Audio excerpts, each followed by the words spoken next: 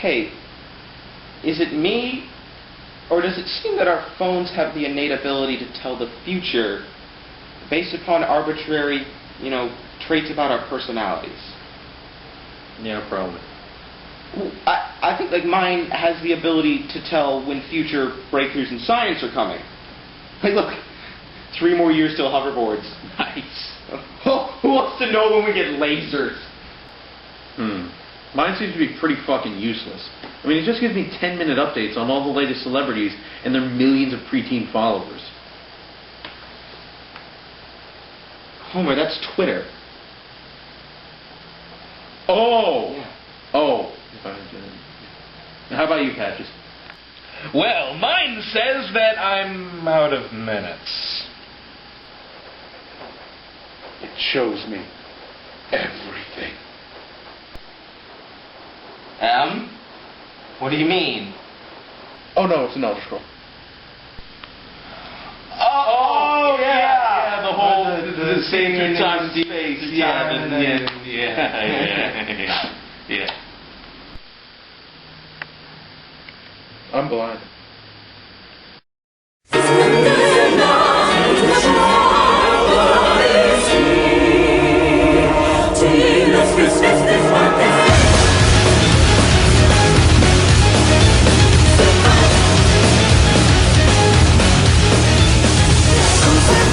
Alright, welcome again to another edition of the MCast. I am joined again by not so round table. Nobody make that joke this time. What? Never mind. Joining me today to discuss all kinds of craziness. We are in our new office today, having a wonderful time. It's my bedroom. To my right immediately that just spoke is the wonderful Pyro Blue. Hi, everybody. And my far right is, again, our wonderful detective Homer Slobotnik. Hello. And again, to my less right is Patches the Clown. Woo! We're here to record a podcast, guys. We're already getting off subject. Yeah, how was that video? That video was fun. I had liked so it. much fun. It is going to be like 5 minutes long, and it took like 3 hours to make. I'm a bad cameraman. I blame Homer. I exclusively blame Homer. Him and his sunglasses. Because we sat there laughing for 5 minutes straight. Because you put my sunglasses on upside down. Over and over and over. In every scene. And now he's meditating with a Coke bottle on his head. Excuse me, a Coke Zero. A Coke I'm Zero. sorry, the on his healthier head. version. What are you talking about? He's a unicorn. What? Delicious 0 calories. You had to go there. Yes. Alright, so... That's not... You bring it to ponies. I wasn't thinking about ponies. I didn't think about ponies either. Then who's talking about ponies? How the fuck did we get on ponies? Shut up! Pony. Alright, we're gonna start actually doing stuff. We gotta talk about it. I'm gonna start with, what you've been watching, what you've been playing, as always. Starting off with Pyro Blue to my immediate right, since we've all... As always? It's always been me. Did it do something to a... Wow! Did it do something to a... Wow! I'm gonna punch you. Wow! I'm going to punch you straight in the dick. No deviation, no nothing. What have I been watching, you ask? Yes, I want to know, Pyro. What have you been I'm watching? curious. I have not watched, other than what we will talk about later, I've not watched a full anime in a while.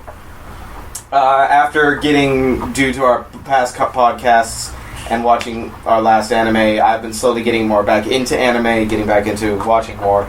2 in particular I started, one being Eureka 7 AO, the sequel to a personal favorite anime of mine, Eureka 7, and the other being a show called Del Toro Quest, which a lot of you may not know.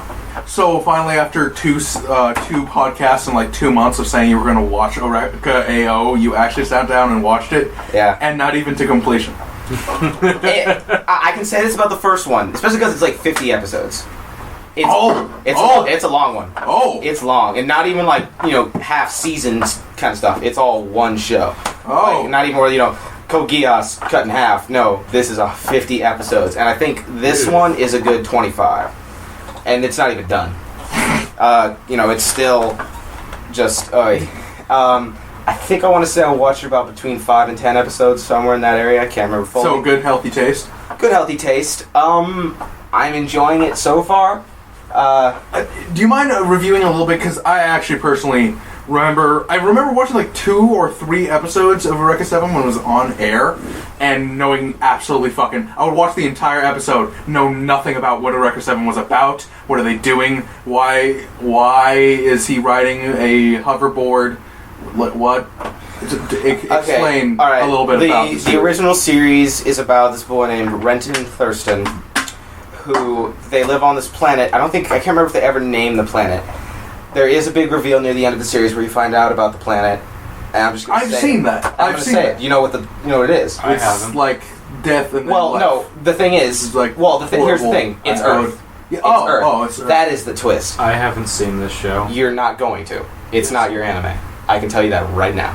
Oh. My anime? Maybe. The whole it's not even that big of a twist because they don't really even bring it up to there. The story behind it is that the humans, the Earth got so screwed up, so the humans left Earth. Gone for many, many, many years until they stumbled upon this planet. And by many, many years, I'm talking, kind of hundreds and thousands. They've been gone, they did their own... It's been a while. It's been a while. And they come back, and it's near the end of the series, you find out, oh, this was Earth. And during this time of the Earth, a certain species in the ocean evolved to form a higher level of species. They call it the scrub coral. And apparently they had a big war with it because it was almost like a fungus, a sentient fungus in a way. And they had a war with it and won the world back. Alright. Well, back as in they didn't know. They just, oh no, this world's ours. It's about being human. Yeah.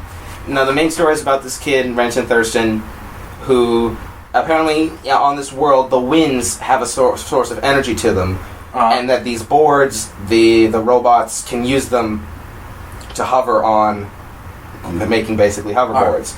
And they made that their patches. I actually had a bit of a question. I'm sorry to interrupt you. Go ahead. Why is it called Eureka 7 when it's spelled Eureka 7? Because It's a pun. On what? Basically that. On what? Also, in Japanese, you wouldn't pronounce it like that. Okay. I think it's more weren't you the one like yesterday yelling at me for not pronouncing things in proper? This is how the Japanese would say it. I don't remember that. It is because I accidentally say Yandir instead of Yandere. Yes, because I pronounce the E as... There was... No, you were doing it too. I was doing it too? You both were doing it. Oh. Well, here's another example. The main bad girl in it, her name is Anemone, which is supposed to be a playoff of anomaly. So, okay. I would have thought it would be a play off like anemones. That's also kind of it because a lot of it has to do with the ocean. But basically, the plot. Mm-hmm. The plot is about how there's this kid. He runs into this group of... They're mercenaries, but they're more like odd job people. Okay. That's how they make their money. That's their called... God, I can't believe I forgot. What? They Green do odd State. jobs. I think it's Green State. They do odd jobs. He joins with them, and then they basically are fighting what is the army of this entire world, because you find out that this girl that they have, who is found, they don't know where she came from, They and stole was her bred, from her mother. yeah, and bred to be a killing machine. And Why? Because she was good at it. Why? I can't. I last time I fully watched the series was about a year or two ago. Never mind. I really liked it. I really liked the characters. I really liked how it went. Especially love the art style and Dead Man Wonderland. We'll get to that. I want to hear something funnier. I further researched this. For the audience, Pyro Blue has a certain distaste, not disdain, but distaste for Dead Man Wonderland. Dead Man Wonderland was the head artist for Dead Man Wonderland is the same woman that did Eureka 7, and the director of the anime was the same for both. Really? Yeah, it is the same director and same artist. I don't know if the writer was the same. That's probably different, yeah. I can kind of see it. And Gonta was explicitly based off of Renton. No. Yeah, no. The artist God. claims in terms of how he draws his face and everything is straight from. The face is Rented. totally different. That's because you didn't read the manga or look at the covers. Maybe the manga might look better, but in the anime it looks so fucking different. Specifically, I noticed I can't unsee it now because the manga covers of Dead Man Wonderland look identical. Not identical as in the exact same people, identical in style to the manga covers of Eureka 7. Okay. And Well, the thing with now to AO. Now to AO. The thing about AO is right now is that it is Eureka's son. Man, whatever. his name is Al. Oh, AO. okay. Al. Oh, That's they say it AO, but the AO stands for Astral Ocean. That's kind of nice. It's a nice little phrase. I'm sorry, but this sounds a lot like hippie shit. Oh, it gets to hippie shit. It can get to hippie shit. But I feel like I should be drinking peace tea, wearing a hemp hat, and talking about why war is evil and the man while I watch this show. Peppering the word corporations in like every fifth word, even when it doesn't make any sense. Well, so far, I just have to say about it, it's sticking a lot to the original, just in themes and feeling. I'm enjoying it. I'd like to see where it goes for the rest. Del Toro Quest is what I really like to talk about because I've heard a little bit about this, but go on. I'm gonna get it. I'm gonna get it right fucking now because right here is based on this mother son of a bitch right here. The Del Toro Quest, the book. audience? The book for the audience. Let's use this as visual fucking information for the audio audience. Now, as you can see, audience, there's some of the colors, represent. Okay, just kidding. Basically, what this is, this was a book series that I read. I want to say I started reading in about the 3rd or 4th grade. What's the name? Del Toro You just Quest. said it like 12 times. I'm a Del Toro Quest. I'm sorry. It is a fancy. Patches, slap yourself in the face or something. Wake up. I'm sorry. I was looking at it. I was trying to look at the. You showed it to M, but you didn't show it to me. Okay, well, I said the word Del Toro Quest several times. I thought you were talking about something else. No. No. It was a very potent part of my childhood that I read all of them. I really enjoy the series. It's about this land called El Toro, where there are 7 tribes throughout the entire continent, and to the north is another continent ruled by a dark, evil force called the Shadow Lord, as they call it. Remember, this is a kid's series, about 200 pages each book, but what really surprised me is how clever they could be, where the writer put in a lot of puzzles that for that age group were actually pretty clever, sometimes hard to solve, and when you finally, if either you solve them yourself or you hear them solve it, you were very impressed by it. Somehow, in the past 3 or 4 years, someone decided to make an anime about it. Japan got a hold of our child books and turned them into their terrible cartoons. Please get Zan. No, okay, let me just say, the anime... Can't wait for the Goosebumps anime. Oh, God. Yeah, I hope it goes exactly the way the Ghost Stories went, in terms of just like redubbing it into terrible, terrible jokes. But, okay, basically the way I'm enjoying the anime because it sticks exactly to the books. It reminds me a lot of, and I try to get, and this was a little thing we had trouble getting across, it reminds me a lot of early 2000s anime. And also, it aired on Cartoon Network. Like, aired in 2000 or was produced in 2000? It was produced in 2007. Yes, but I mean the style. The style? Production style, or like... Because when we watched anime in 2000s, it was with the production of anime that was made back in the 90s. No, it's got good production. It looks good, it feels good. It looks like something that you would see more on Cartoon Network than you say, oh, I'm watching an anime. You would think by looking at this, okay. I'm watching a cartoon. So aired in the 2000s kind of style. It's like, it's like, I'm watching this on Cartoon Network, this isn't an anime. But then when you find more out about it, this was an anime. All you can Can't wait till we find out it was made in like Canada or something. No, it was made in Japan. And just watch the comments. Because I've seen the subs, full Japanese, and Japanese is pretty good. The dubs, You know what's fucking hysterical? What? I saw it last night. Really? No. The Japanese dub of Beast Wars. Oh, It is so fucking great. No, they get a hold of our shit and they dub it. It's fucking hysterical. Have you seen the Japanese dub of X-Men, the animated series? No, go back to Japanese Optimus Prime. It's so fucking good. Excuse me, Optimal Prime. No. Right. Get back to Japanese Optimus Prime. I don't care where so from. great. Get me a Japanese Optimus There's like Prime. the first 10 minutes and the theme song of the first episode in Japanese. Wait, It's fucking hysterical. wait. Are you talking about Does Beast Wars? Wars. Does No, it no, still have our its Beast weird... Wars? Our Beast Wars. Because, okay, I guess you don't know this. There was a whole second series of Beast Wars made by Japan.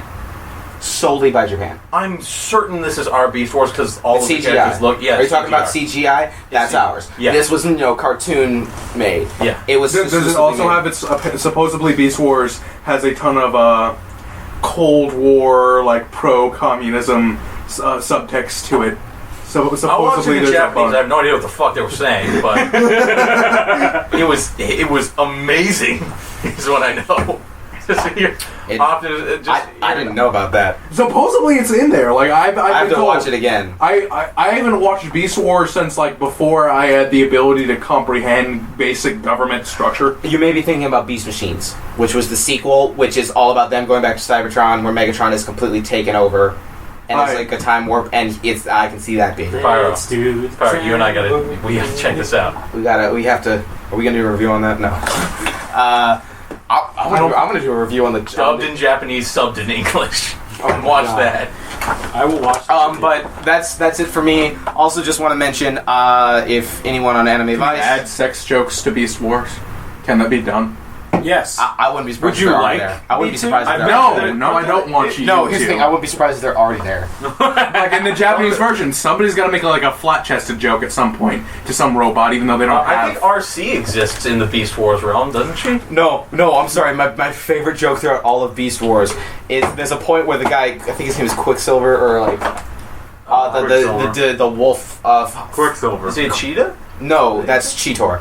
Oh. It's him and Black Arachnia. They eventually become a couple, and there's a point where he's like all beat up. And she's like, "It's like, honey, we need to get you out." It's like, "No, I'm a valiant warrior." And then his head falls off, and he goes, "Yes, dear." That's the best joke ever. But just to wrap me up, so we don't get too long, just wanted to say one thing for Anime Vice. For any of you that have on my page, I have released a review. Yes, it was actually pretty good. Was it? It's about Code Geass. You're gonna put me out of style, and when I become the drunkard, put off of Anime Vice, I'm going to have to come to your house and shoot you. Because you will be the undoing of me. Really? First review, it already has more words in it than any of mine. What? Does it? No. My review for like Future Diaries has more words in it, but that's too many words for a single episode. In comparison to my own, I don't know. It's my style. I ramble on about why I think things are good. You start using empirical evidence and scientific notions. I'm sorry, but you know what I find? I was just thinking. What? I was looking on Anime Vice, and one thing I couldn't understand is how people are making reviews of single episodes of shows.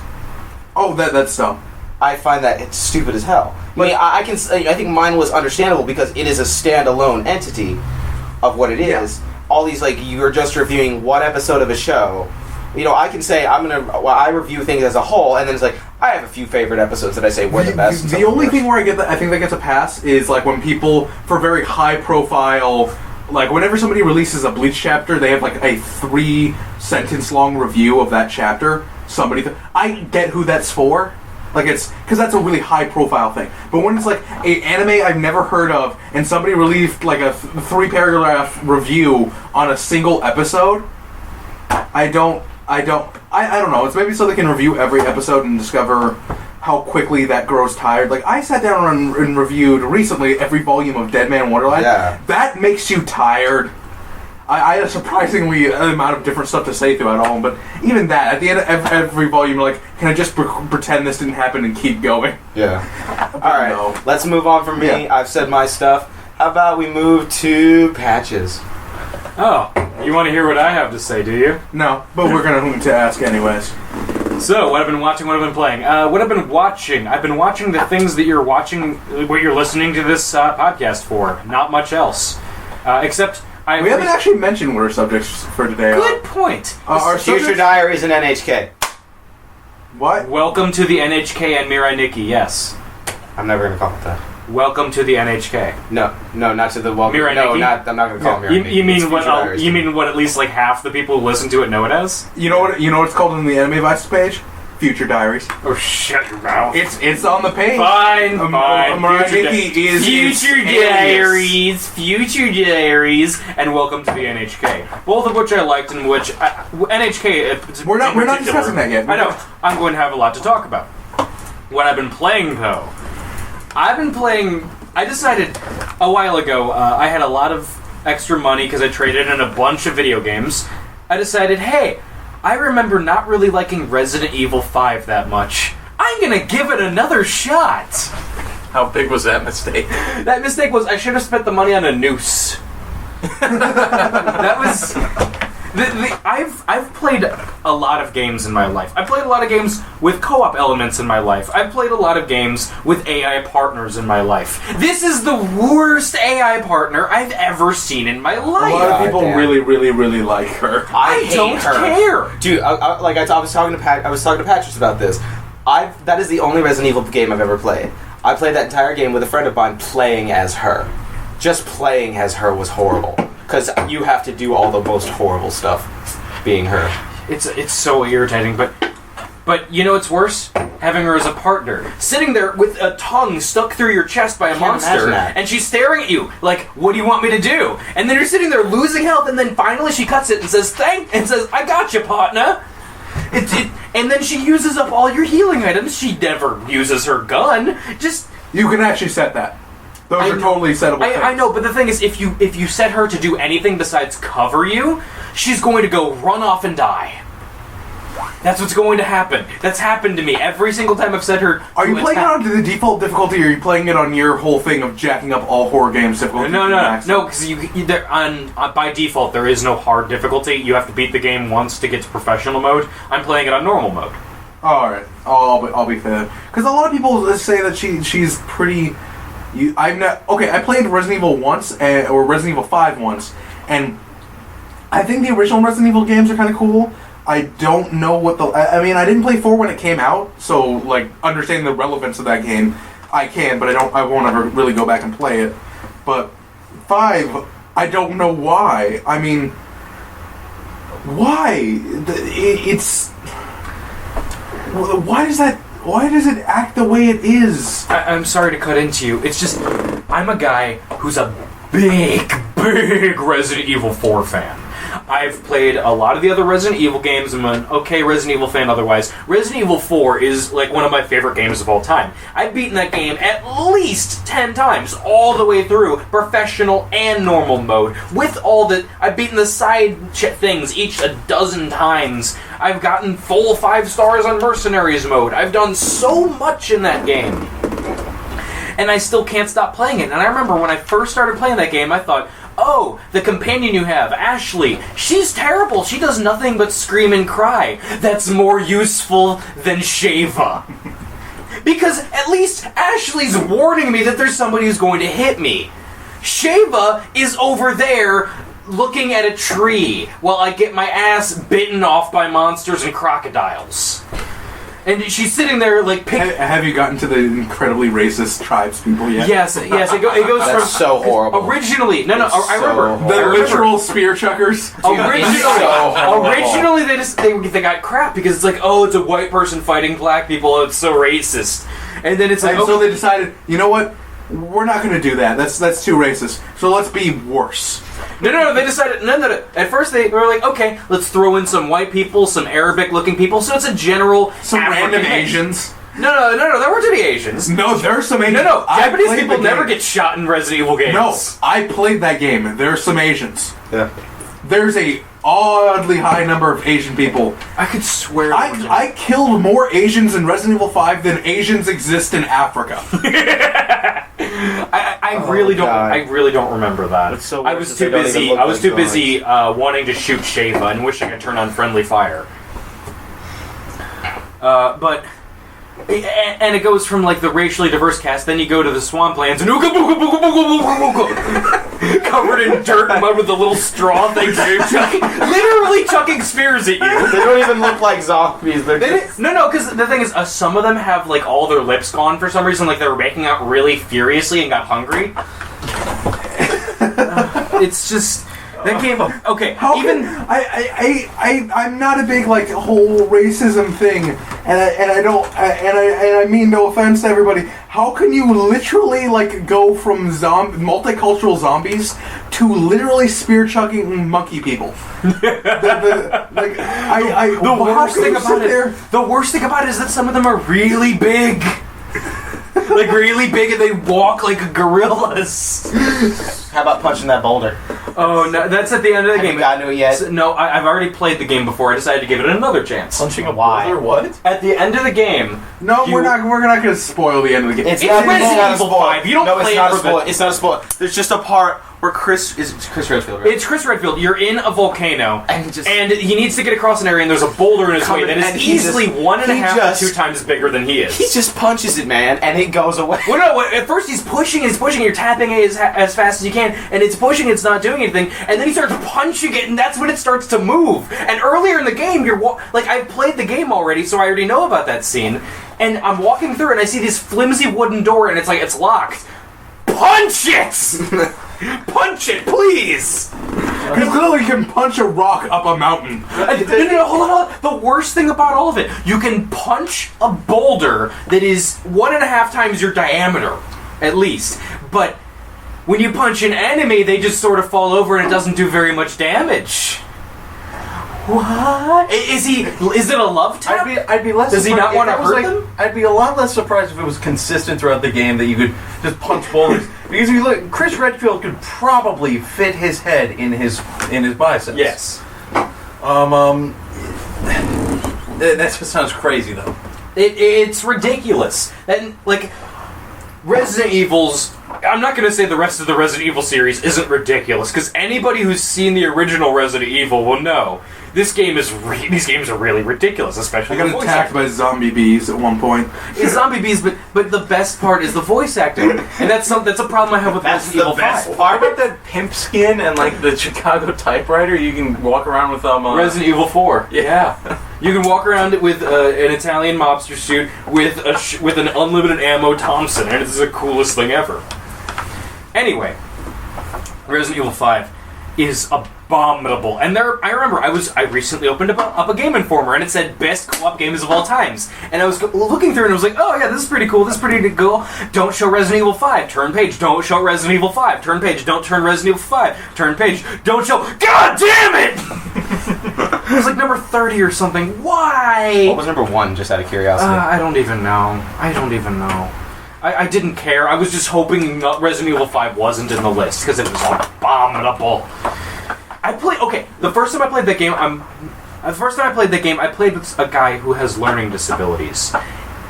He was a better player than the AI partner.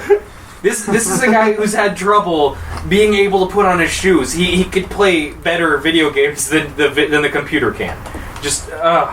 Anyway, the other thing I've been playing is Mercenaries 2 because I felt anger when I play Resident Evil 5 because of how bad it is. I just want to muscle So my you way went through to a game that's factually worse. Yes. Went to a game that is factually worse, and at first I hated it. Then my friend M here told me, why don't you put on cheats? So I put on cheats, and then I went in an attack helicopter and blew up downtown everywhere in Venezuela while listening to Ride of the Valkyries. And it was great. I was laughing and screaming and... the stories, one of the worst stories I've ever heard of. Having beaten the game with no cheats and gotten $1 billion in, I didn't get the achievement because I put cheats on once, and that nulls and voids your entire thing, so I got really mad. Yeah. But with no cheats going through the entire game, I can say that the game itself, the gameplay itself, can get fun when you... When the stars align and the planets are in perfect proportion, No, I can and remember- the beam of light just strikes every planet just perfectly, it's magical. Oh yeah. It's fucking magic. I can remember getting online at like 4 a.m. in the morning with an Xbox Live friend, and we get in a tiny-ass little dinghy, and we run around to all of the oil rigs and all the battle cruisers, and we play Somalian pirates. We blow up all the battle cruisers, and then we just jump from boat to boat. We jump on one boat, kill everybody on it, and then just ride away, and then we find another boat. We blow up our other boat, and we just ride away, playing Somalian pirates, hopping. It's one of the funnest things to do when you just make up your own crap to do. Or you could fly in an attack helicopter and blow up the, what is the United Oil building called again? Is it like UP? Yeah, it's UP, United Oil. He blew that with a nuclear missile. 3 times. I lined the entire base with C4. Remember, no he cheats. car bombed it a few times. The thing is, I I drove decided every single vehicle up next to it that I could. I could find every vehicle, line the entire thing with as much C4 as possible, and called in 3 separate airstrikes. I called in daisy cutters. I called in. I think I didn't get the nuclear bunker buster at that time because that cost $1 million, and I didn't have that amount. You know what it also costs? Like 5 button presses on a D-pad.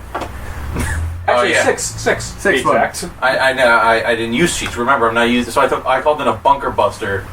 And the day I got the nuclear bunker buster. That's the best day of my life.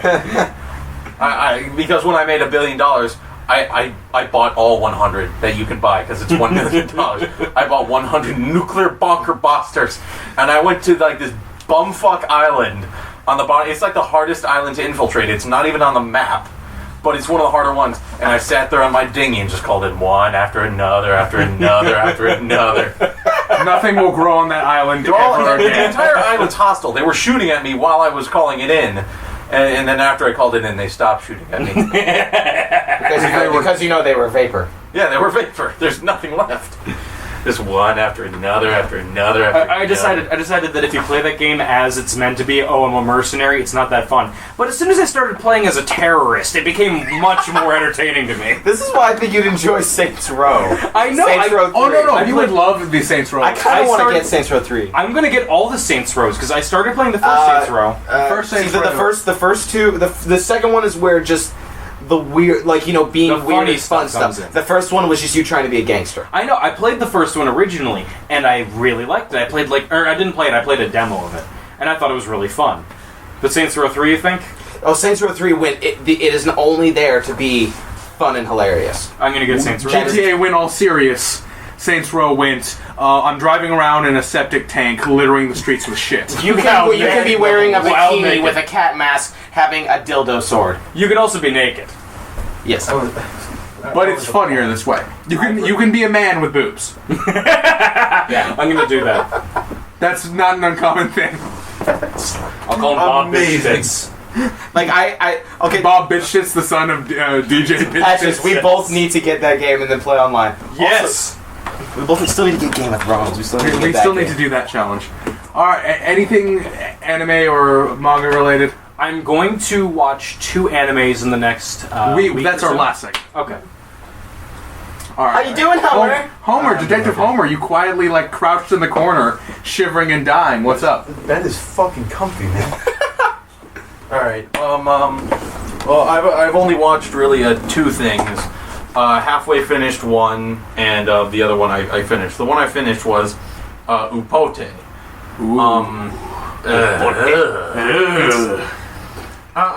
The problem with that series is I went in with expectations. That was really your biggest issue. That was my biggest issue because I was let down. That's the biggest thing in the series is it could have been I was let down.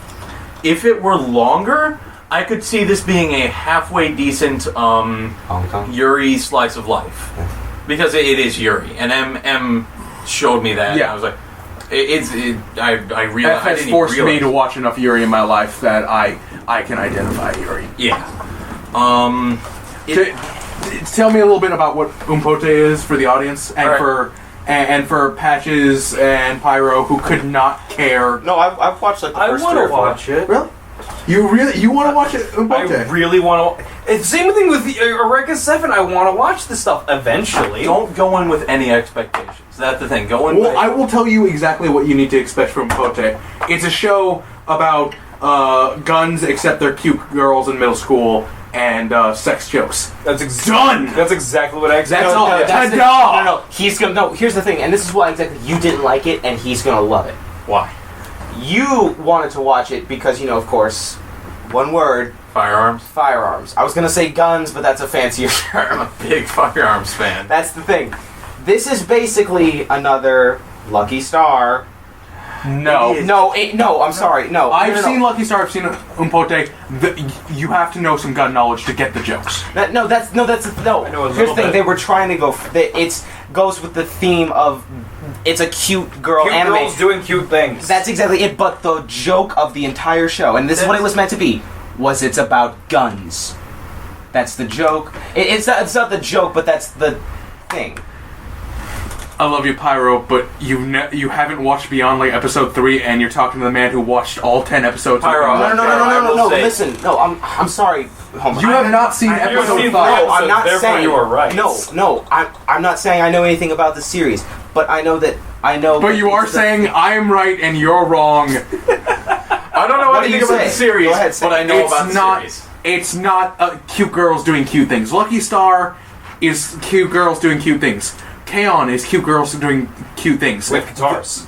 Umpote is beyond that. You will see. I wanted to be above this podcast, but I had to say it. By episode 5, you will see liquids that only come from the genitalia of a woman on somebody's fingers.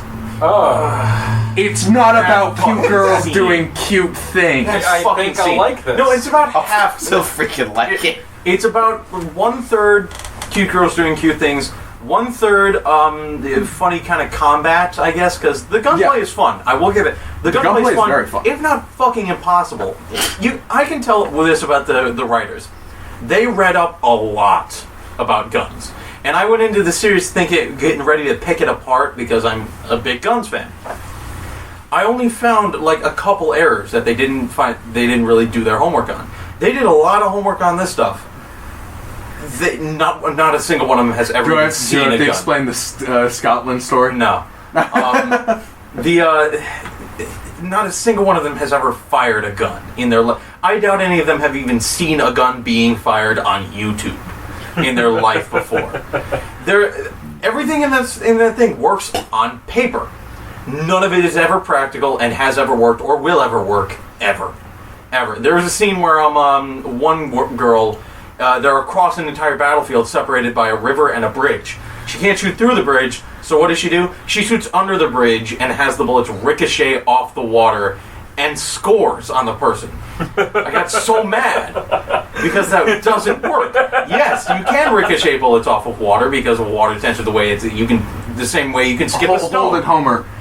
That broke your suspension of disbelief. No, but the fact that these are girls who are also guns did not break your suspension No, of disbelief. I didn't have any suspension of disbelief. I just got mad at that part. I was like, that doesn't fucking work.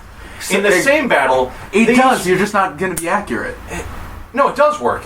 You can bounce a bullet off water. It just turns into fragments, and it'll somersault and many bullets. fucking die. It doesn't work. It doesn't work practically. In the same episode, one of the characters uses fragmentation, where the bullet is spinning in air, and if it's a really shitty bullet, fragments of the jacket will start to fly off. He uses that in a practical sense, where you wouldn't use that in a practical sense. Because it's unpredictable. Yeah, it's unpredictable. It wouldn't work. In the show, yeah, on paper, I can see, well, yeah, it would get in the eyes of somebody if they were fucking stupid and right there at the edge of the cover. It probably would get in their eyes, but if there's, it doesn't work. It just wouldn't work practically. That's also in the same battle that thing that M said happens, and that's with an elf. That's AK variant. really uncomfortable. That is. Wow. It comes out of nowhere too, and it's so Completely. creepy. It's such a creepy scene. Oh, that elf whole girl. episode is just creep.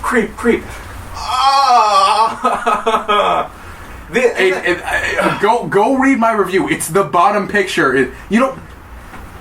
Stop doing that, Patches. I don't even know what he's doing. He's doing the motion. He's doing the motion. I was just thinking about it, like, how can Shut you up. do this? Shut up. Well, apparently, never mind. We're not going to explain. I'm not going to explain. If What's it the other helps, thing you were if watching? it helps, the elf girl does it to herself. Because I was thinking if it's an ejection chamber, it'd be kind of hot. Oh, that's another thing that I came in. I was like, oh man, they're all guns. Man, I wonder what they're going to use this for. Man, are they going to make a whole bunch of jokes about how, oh man, I can't eat that? They can't possibly do sexual jokes because these are all middle schoolers, right? Thongs. They're not going to fall that low, right? My skeleton stock means I wear a thong. God fucking damn it, Japan! God damn it, you did it! Why? They're middle schoolers. The entire show is like that. Are they at least cute? In middle schooler sense. Hey, It's fake. They look. If it makes you Fake. feel better, they look like high schoolers. That makes me feel much better. Kind of. I can't even say that. totally in look like high The schoolers. high schoolers look like high No, the schoolers. high schoolers look like college students. Have you seen high schoolers before, Homer? No, I've never seen a high schooler, actually. I completely... Go to any freshman class and tell me that they're not at least like juniors. The freshmen are getting smaller and smaller every They year. are. I will give them that. My brothers are going to be It's all the Chinese freshmen this year. blood. You've seen my brothers. They're tiny as fuck. They are. The freshmen are getting smaller and smaller. We may be grown like 3 inches since our freshman year. That's not... I forgot fucking. Yeah, You've grown a couple inches out. I am practically a giant. No, I I can't lost remember. him. Yeah, no, Oh, yeah. the freshmen are getting smaller and smaller every year. All that Sam's Club. I'm not sure if it's the same across the country. Hopefully, people can leave in the comments whether it is.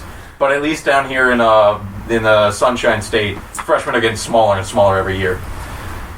Stupider. I blame the rap music. But It is actually robbing their bones of calcium and causing them to slowly crumble. but there was the gunplay. I only had. They did all their homework. Other than that, they're right on every other account. Technically, you can bounce a bullet off of water, and if you are God, then yeah, it will it'll hit the other person. In the same sense, you can't hit someone in the eye with fragmentation. The only other thing that they got blatantly fucking wrong is their history of shotguns, which they kind of just shoehorn right there at the final episode. And I'll let you discover how fucking wrong they are, but I didn't care nearly enough to show how fucking wrong they were.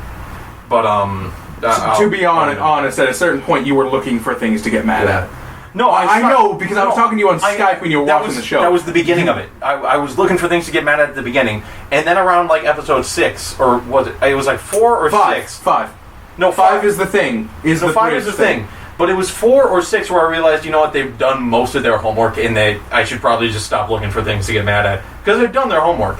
The most I can say is that would never actually, theoretically, it would work on paper, but that would never actually work. That's the most I can say, except for their theory on shotguns, or their history on shotguns. Well, let's be honest. Making your history on shotguns, yo, they made this to shoot the fuck out of people, is not matching the message of guns don't kill people, people kill people. That the rest and of the that show. godforsaken fucking end. The last 2 episodes, it's like, oh yeah, we're introducing the Kalashnikovs. Where have they been the entire series? They've been here. Where is here? And they just come out of nowhere. We want to fight. Why?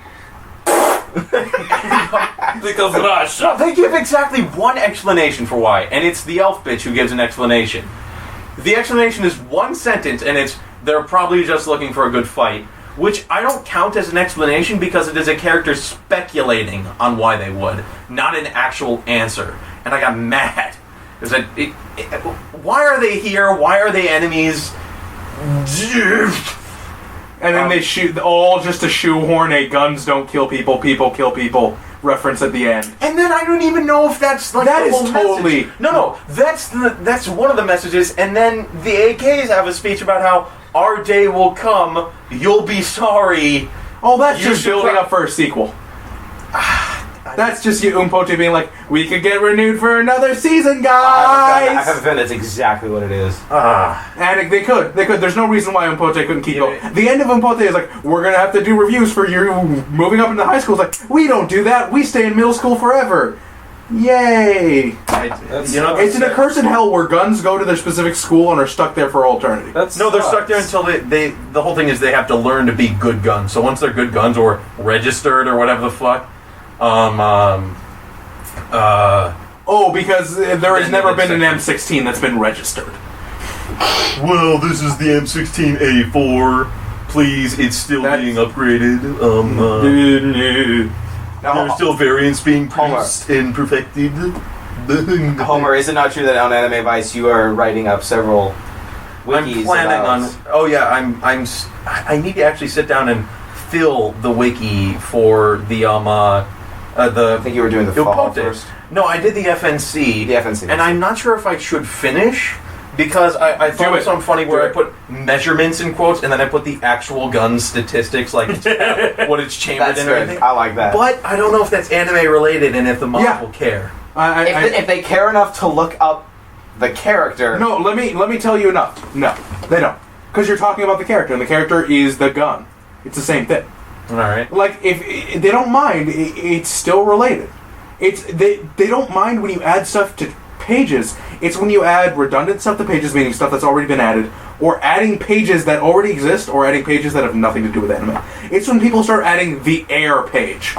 Air. There doesn't need to be an air page. how about that Earth page? The Earth page. I was shocked to discover that Anime Vice's Earth page had factually incorrect information about the Earth. It was the third. It was the third planet in the Milky Way galaxy. What the fuck is going on? I had to spend time to fix the Earth page. Out of curiosity, what do you think the first two are? What? What are the first two planets of the Milky Way? Holy shit, we're third best! We need to work harder. Being the one person in this whole podcast who is of any faith and having the most sense of humor, or like the most sense of humor out of everybody I know about it, I should go onto the Earth page and just put down like the Earth is 4,000 years old. It was created, like all that shit. Fill the Earth page with creationism. That might be considered vandalism. That would be considered trolling, and you would get banned. And I would get banned for bringing you into the fold. I'm not going to do that just to say. Calm now, Sick Vision. You don't need to eat him. All right. All right, I still have a segment. What's your segment? Let's hear it. I still Oh gotta no, talk you about still. Muv-luv. You haven't still talked about Muv-luv. Oh, right, Homer, yeah. tell me about Muv-luv. All eyes are on you. All right, now. So, an anime was brought to my attention from the A boards, particularly because of the insane amount of Frodo Ys.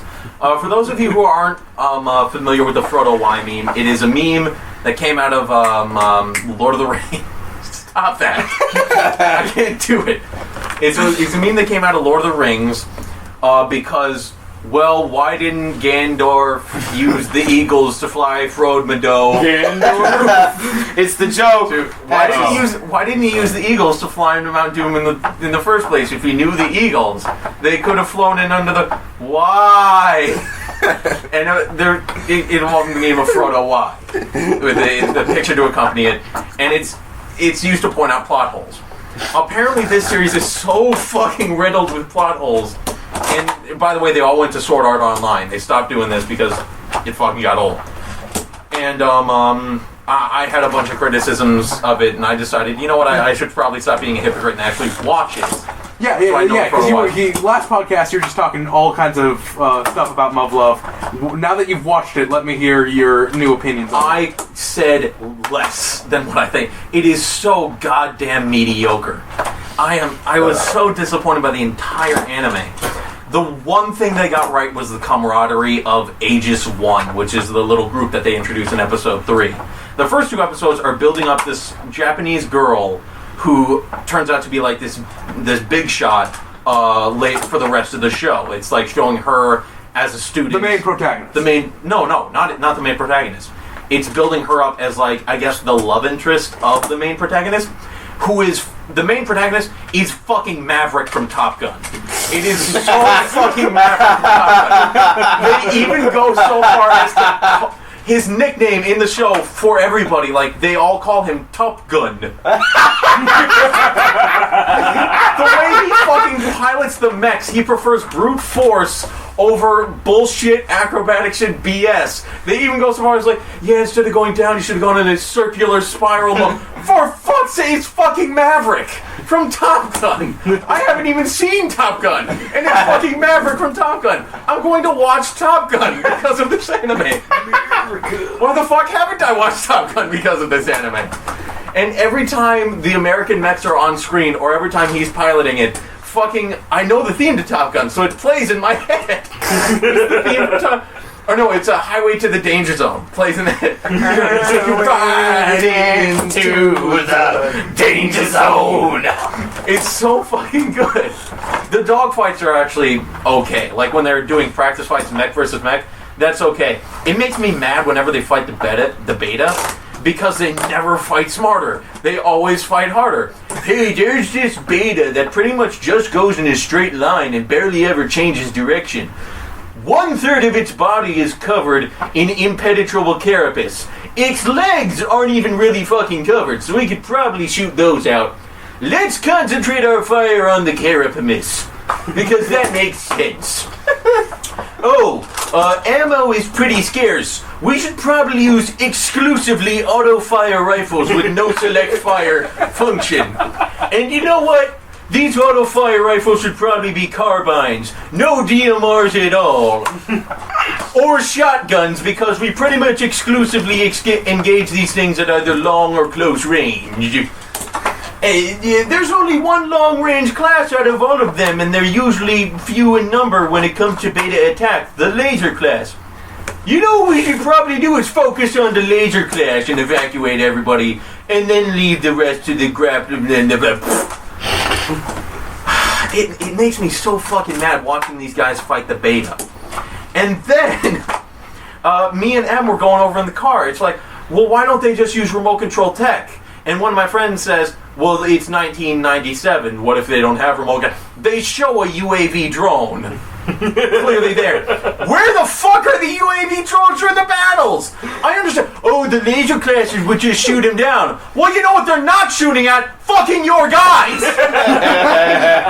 They're not shooting at the actual factual men. They're shooting at UAV drones. And even if they're not shooting at the UAV drones because they're distracted by their men, you know what the UAV drones can do? Firing missiles! They can do shit. They can do shit at the laser class. It's a win-win. It's a lose-lose for them. And then if they have UAV drones, why not make the fucking mechs UAVs? Why? It would cost you so little men. You wouldn't have to train so many, and you'd have more people. Oh, and then amongst all that, by the way, there's only 1 billion people left, and everybody's losing territory. The only people who haven't really lost territory is North America. North and South America are pretty much the only places that haven't lost territory to the beta. America. It's all Europe and Russia. And you know what really, really separates people? A common enemy, right? If we've learned anything from from any of the world wars and anything from human history at all, it's that the main thing that separates people is a common enemy, right? Right? They still have time to be fucking racist. It's unfucking-believable. Way to pull together, guys! God damn it. Like, the UN still exists? Like, there's still a separate Russia and a separate Europe and a separate America? They're all in Yukon by the third base. They're all in a base called Yukon by the third episode, and they're all working together because of shared interests. And it's like, yeah, we can advance our technologies if we share our technologies. Yeah, you know what? Yeah, let's all pull together. Oh, wait, they're all still fucking racist and refuse to share ideologies. God damn it! One of the guys gets arrested and nearly tortured for walking onto the Russians' base because apparently the Russians get their own secret safe zone. When everybody's in this together, I can't see this working. I really don't. And one of my friends did tell me that, to make the mechs, UAVs and to do all this tactical shit, I even ran by him a whole bunch of inventions that would probably save humanity, like a fucking hill with a turret underneath the hill, so that when it's too long to explain now, but it would ruin the genre because it's a mech genre. It's a bad mech genre though. It really is. Okay, I'll cut in. The mech genre doesn't need to be destroyed by adding tactical ideas. In Code Geass specifically, mechs are not godly, especially in the first season. You can take them out with rockets. They're viewed as just an all-terrain tank. All of them have escape pods. All of them are seen as replaceable. You can swap equipment. They're all designed to do specific stuff. There's anti-tank mechs, anti-air mechs, and all they are is tanks that can get everywhere and tanks that are faster and stronger than regular tanks. Tanks are still around. Everything is still used. There's still aircraft. There's still aircraft carriers. There's still every piece of war technology that we have, except nuclear technology, because they haven't gotten there yet, that they have and use. And use it just as you would use it against a mech. Like, they talk about Toto from Code Geass, he beat the Britannians using tanks. Using nothing but actual tanks and no mechs, because Japan didn't have any. And he wins this great battle through just using tanks and infantry and stuff like that against mechs, because they're not... No, you don't need to... Just because some things are the mech genre does not mean you need to be lazy about your production, your equipment, your ideas, your strategy, the way you did your action sequences. You don't need to do it. If you need to give your mechs a reason to be there, make them stronger. Give them an excuse to be there. You don't need to ignore the existence of previous things. Yeah. The beta aren't challenging enough. We'll make new, different types of beta that counteract the challenges you bring them by better and more sensible mechs.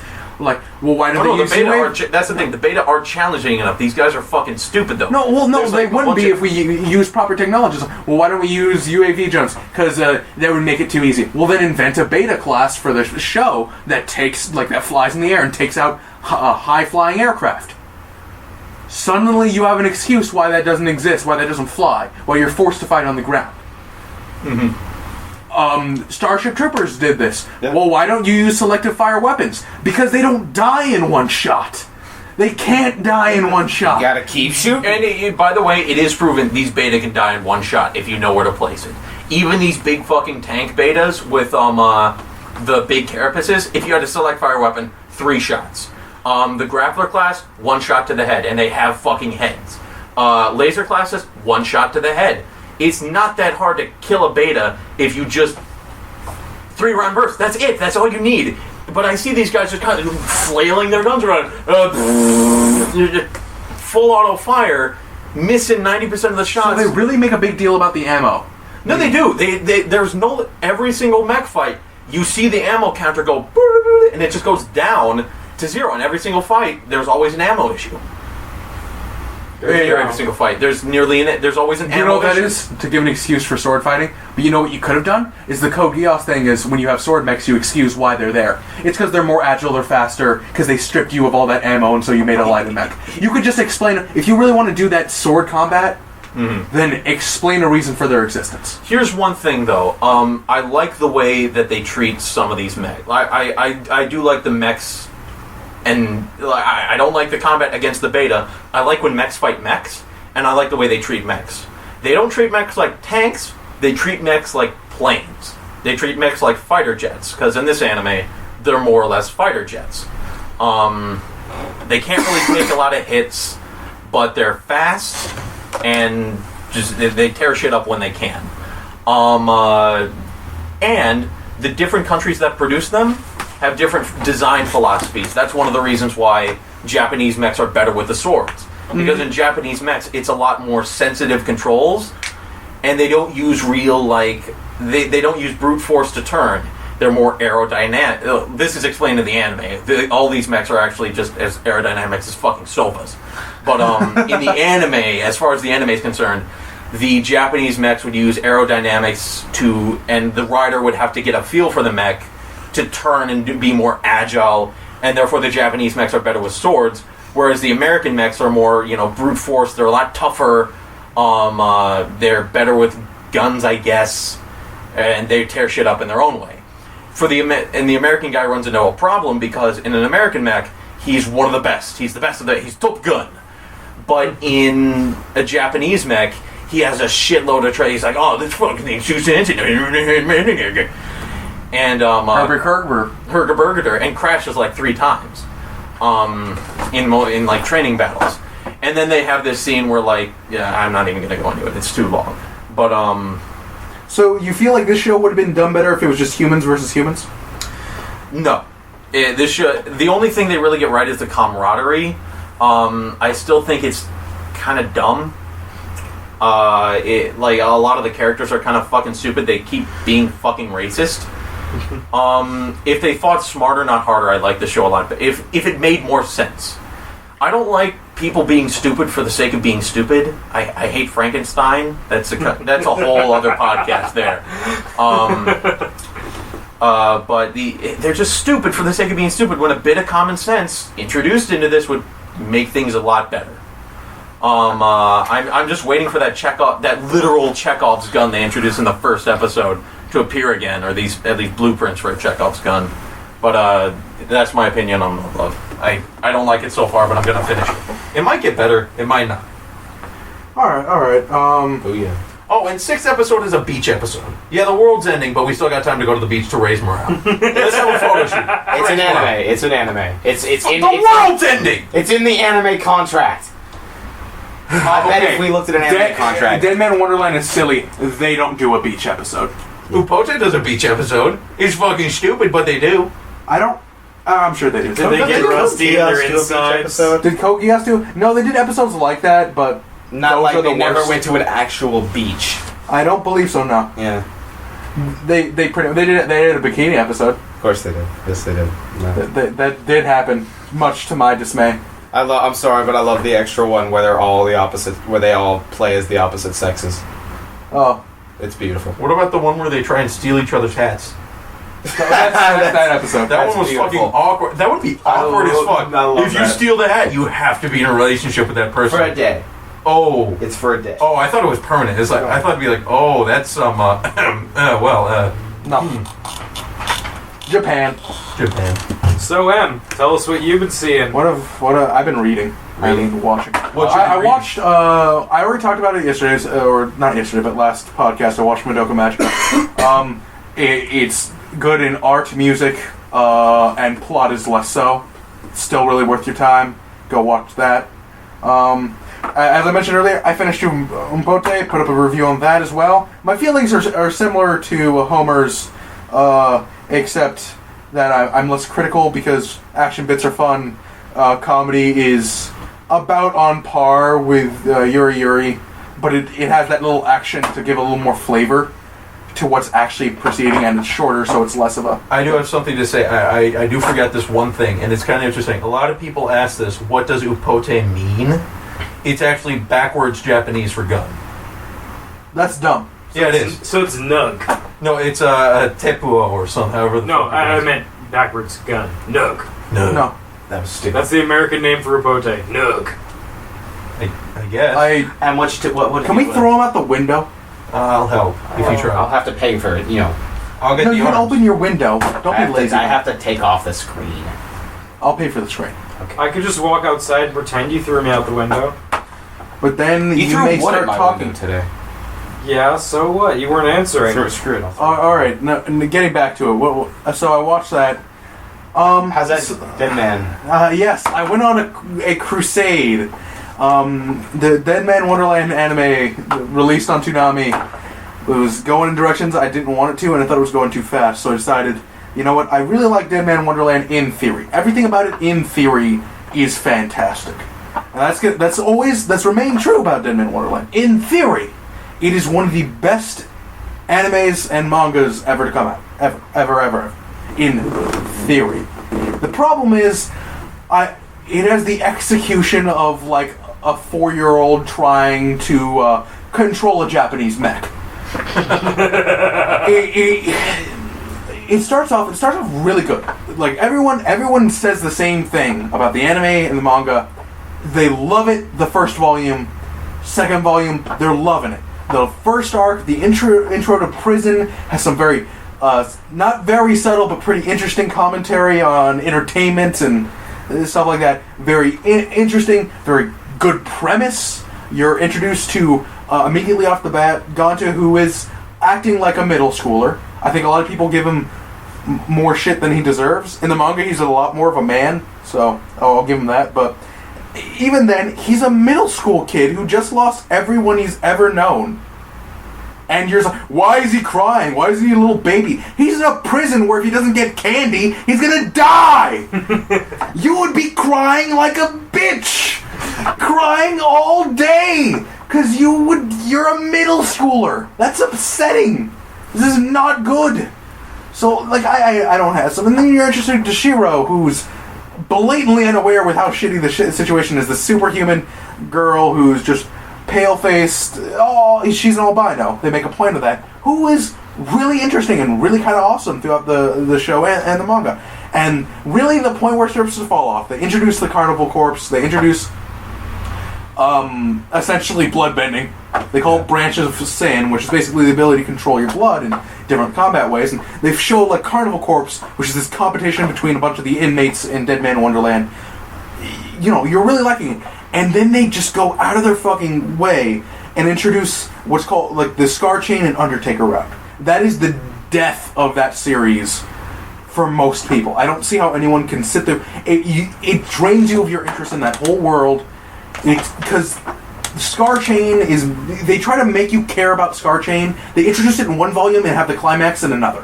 You can't do that. There's no build-up. It's like, this is the fowl and the owl. Why do you care about them? Shut up, that's why. They're going to do something important. Their lives are in danger. Don't you care? No!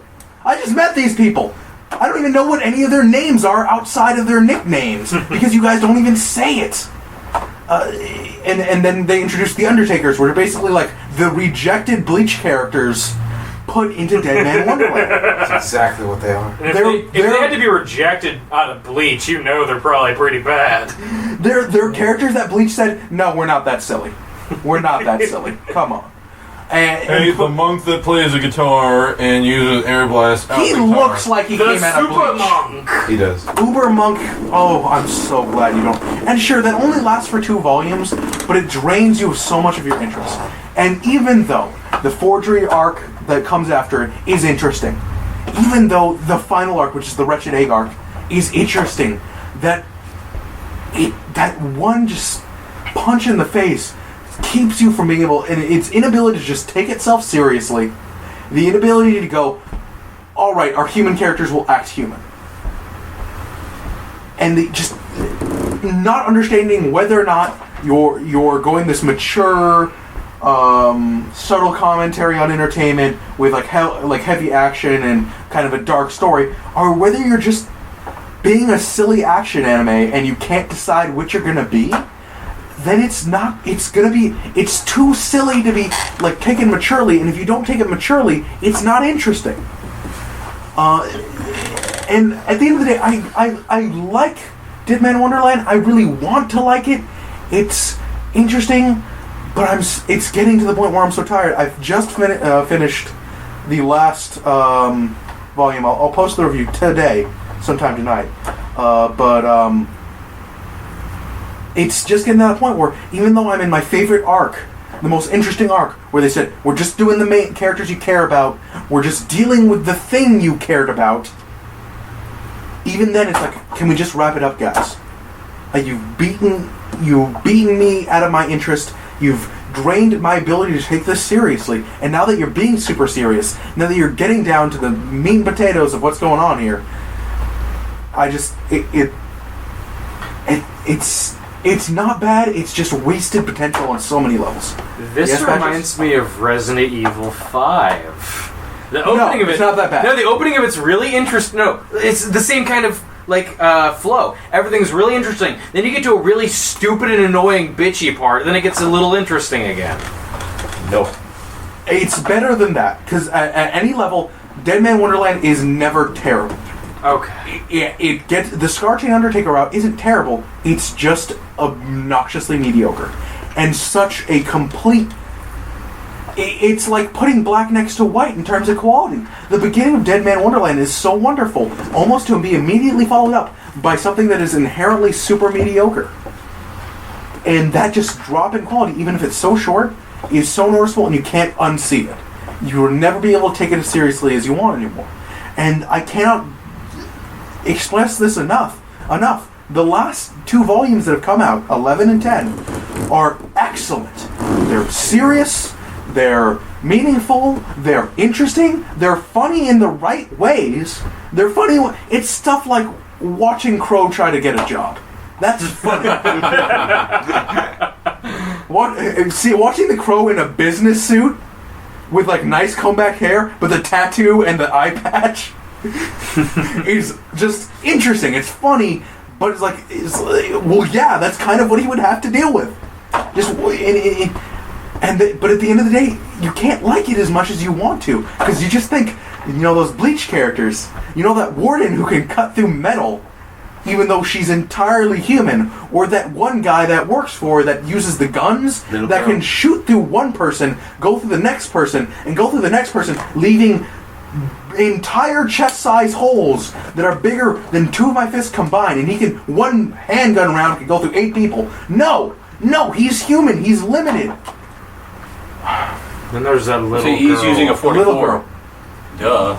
That's not how 44s work. Like, and What the are little girl. your face when they say it's a 9mm? I actually think it's like an M1911. Oh, it'd be funny as hell. I love the M1911. I will admit that's not how it fucking works at all. No, it doesn't. It doesn't. And I guess what I can say is it's a good manga to read, but I can't even tell somebody to skip the Scar Chains. I kind of could. You can kind of skip volume 4 and 5 and nothing will happen. Because they drop everything that has to do with anything in that whole arc. It so doesn't matter until they introduce the Fowl, who's not even a bad character, just... that Dead Man in Wonderland, it's actually really good, but it's actually not. Are you interested at all? Sorry, Patrick, but are you interested at all to see how the anime is going to? I know exactly how it's going to end because they follow perfectly to episode or chapter 21. They follow perfectly to the end of the 5th volume, and I read the 5th volume. I can see where somebody could go. It's the end of the Scar Chain Undertaker route where someone could go. Well, here's where we can make it end, or here's where we can keep going. Right. And it's either way you go it. Even if you go you keep going, you could stop it and go, this is the natural ending point for a season. This is where it should end, because it ends in such a way it's like all the problems we currently have that are immediate are solved. All of them are the immediate problems are solved. There's the bigger problems like dealing with the wretched egg that won't be solved. And aren't solved until, well, it's not even solved because the manga's still not finished. But that's maternity leave. That's gonna change. Dead Man Wonderland's still popular. They're not gonna just drop the manga for lack of interest. I mean, the anime just came out. They're talking about doing another season of it.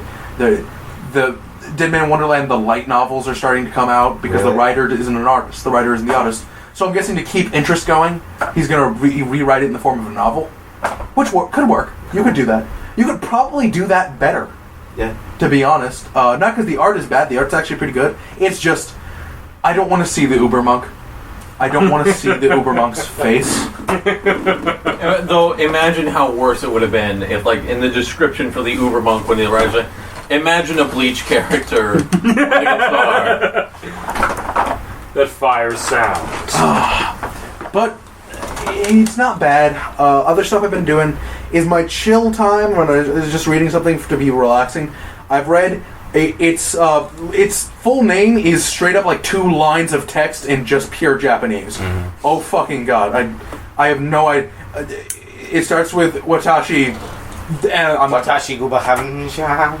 It literally starts. Yeah, that's what it is to me. But you know what it does mean? It's not my fault I'm not so popular. That's what it literally translates. It sounds like Catcher in the Rye. No, it's more like NHK than it is like Catcher in the Rye. It's about a girl in high school who is like considered. It's not pronounced this, but it's spelled in English like mojo. But it basically means like gloomy, unpopular girls. She was not even that popular in middle school, but she had enough friends. She spent all of her summer playing VN games for girls. Basically, porn games for girls. Spent her entire time. Like, the whole joke is she's dated over 100 men. Virtually.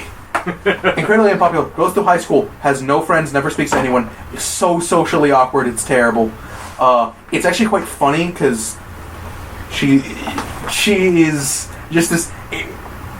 She's not as obnoxious as the character in Catcher in the Rye, but she has as much hate in her. But like, it's more directed, but it's more funny.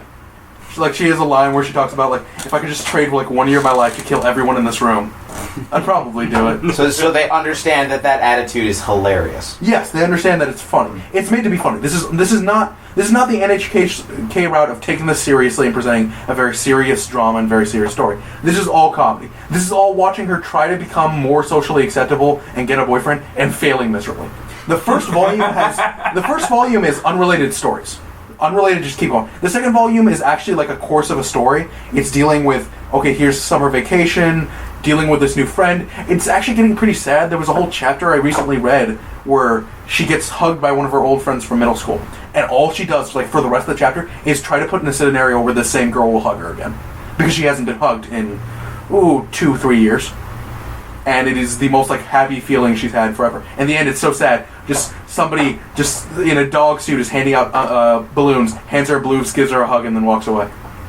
And it's all... And so they're starting to get to a point where they're developing her as a character. I think I know where they're going to go. It's never going to be serious. It's never going to be NHK. But they're going to go somewhere with it. I think. It's popular in Japan. It's never going to be released here. Manga's no longer released here. That's not how this works. Well, Bleach and Tokyo Pop is gone. Naruto will go on forever. Well, that's Shonen Jump will keep releasing stuff. There will be enough to fuel Tokyo the fires Pop for us in the... Yeah. Actually, I'm so glad apocalyptic Bleach is finally ending. waste. Oh, it is? It's there on their last arc. Their Which last means it's- serious arc. With The anime's done. Within a year, that means that the Bleach turds are going to shut up. Within a year. No more Bleach. I'm actually... I like how there's someone in this room here that I actually don't really think likes Bleach. I enjoy it. any Stays- more of the horse that to beat. I don't think there's any more of it. Well, here's the thing. Well, actually, there's only in the manga. There's only 3 story arcs. Oh no, there's 4 story arcs. Over how many... Oh, about I want to say like 5. I want to say like 500 or 600. God! My bookshelves can't fill that. Well, in one, there's like between 10 and 15. Oh, you mean 500 chapters? I think Yes. like 500 No. volumes. No, there's about it's because that's how you read. That's how you really read them as on any anime site. And about 100 chapters of a regular series is equals to about 12 volumes. Yeah. So I want to say right now in Bleach, by the end of Bleach, I want to say there's going to be between 30 and 40 volumes. And I am, since there's only really, I want to say like 3 or 4 of that type of anime. There's like Bleach, Naruto, One Piece, and I could swear there's another that are that big. That's okay, I don't really have a direct problem with Bleach. My main problems are too many characters. It is impossible to go into Bleach at any point besides the beginning. Yes. And it's too damn long. Well, see, my Too thing, damn long. My thing I can't invest that kind of time. I don't have it. Well, here's why I don't like the anime that much. When you guys started watching Toonami, and I was like, "Oh, Bleach is on there. I'll watch an episode of Bleach." I could have sworn I've seen every Bleach episode. All of a sudden, you show me this, and I'm like, I don't know what the fuck. Why are the Zanpakutos Toes talking? Why are they doing this? It was a filler season I've never even heard of. It was like, because usually like I said, in the actual manga, there's only 4 story arcs.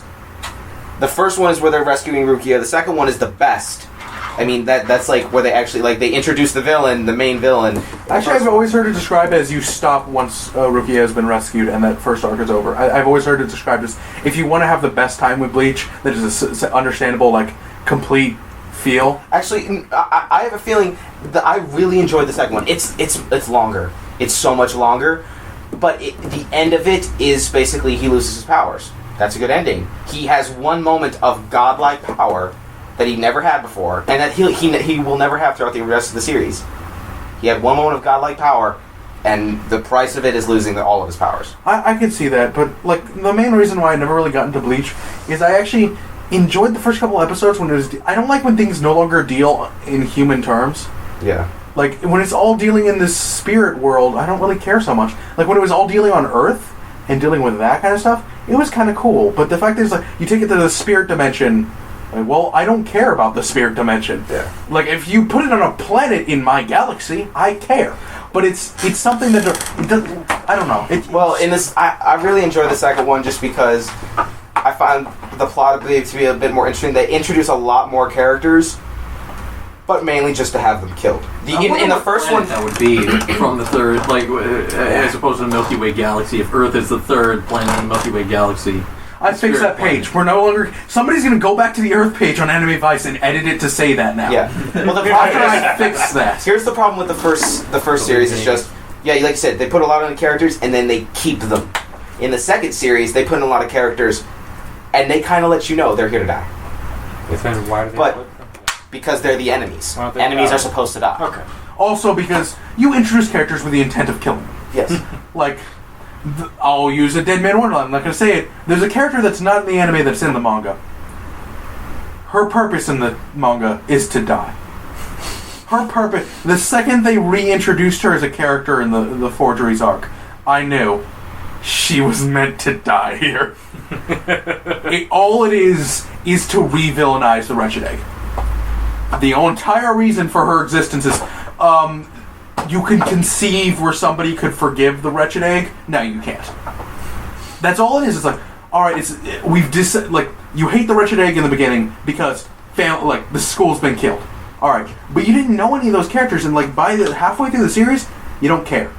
You just don't care. Whatever. Well, the Wretched Egg still needs to be powerful and scary and important. So let's have the Wretched Egg kill the fuck out of somebody who we've trained you to care about, even though she didn't do anything in the entire series. But we've made you care by the Forgeries arc, and then died. Gets the shit killed out of her. It's just that trick. You need characters to die if you're going to try to be taken at any level of series. I understand that, but I'm thinking if they introduced so many characters in the first part of Bleach, why didn't they just kill them? Because they were the ones that should not die, and because people get sad. Well, and their forbid explanation that's for it is real just being that you'd be killing the people who keep the peace on Earth. God forbid you get new people. They don't have new people. These are the Even most better, powerful. raise the stakes. I see where Pat's going, but it's the same reason It's why. for a shorter series. No. Yeah, What I'm yes. saying. He's saying what his ideas are for shorter series, and you don't kill unless you're trying to be seen as mature and stuff Bleach is made for teenage boys. My favorite stuff is mature, meant from teen to young adults. Usually, dark series are my favorite. So they have more dimensions to them. They have more raising the stakes, more punishment for stuff, and people are more likely to die. When you have a shonen, you're basically this is just male, not necessarily power fantasy, but you're just gonna watch. You're coming here to watch cool stuff happen. You're not coming in here necessarily for anything else. Do we need to start taking a break? I think we should start taking a break. I think we should start. Let's go pick up some iron beer. All right, well, we're going to take a break. We're going to be back with discussing, not a spoiler-filled discussing, but a good discussion of Future Diaries and NHK. Well, we'll talk to you later, Vice. Bye, And we'll be right back right after these messages.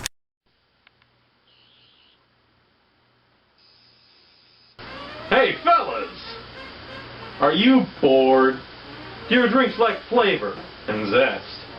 Does it sometimes feel like life has deserted you, and there's no point in going on? Have those dirty Croatians ruined food for you? Are you impotent? Has your lupus been acting up? Are you distressed at unspecified Asan's absence from the recent Olympic Games? Has the recent loss of control of your Gios powers caused the death of someone close to you? Has your microwave been sending bananas back in time? Well, then I've got the drink for you, weeaboos. Iron Beer! Climb to the top of Mount Doom and punch Shiva in the face while Ganesh watches. An unstoppable force will never meet an immovable object because you will never meet yourself. Iron Beer! It's iron! It's beer! It's from Cuba, but it's not really beer! It's Iron Beer! Drink it, you fucking pussies!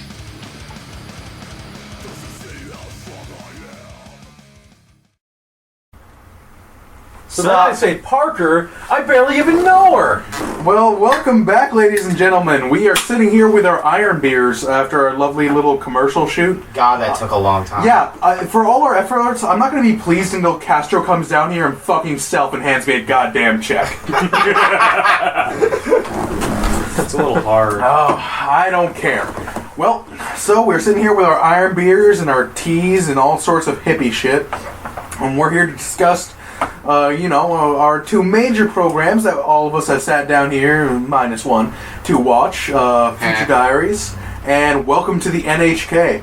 Woo! Well, boys, what should we start off with?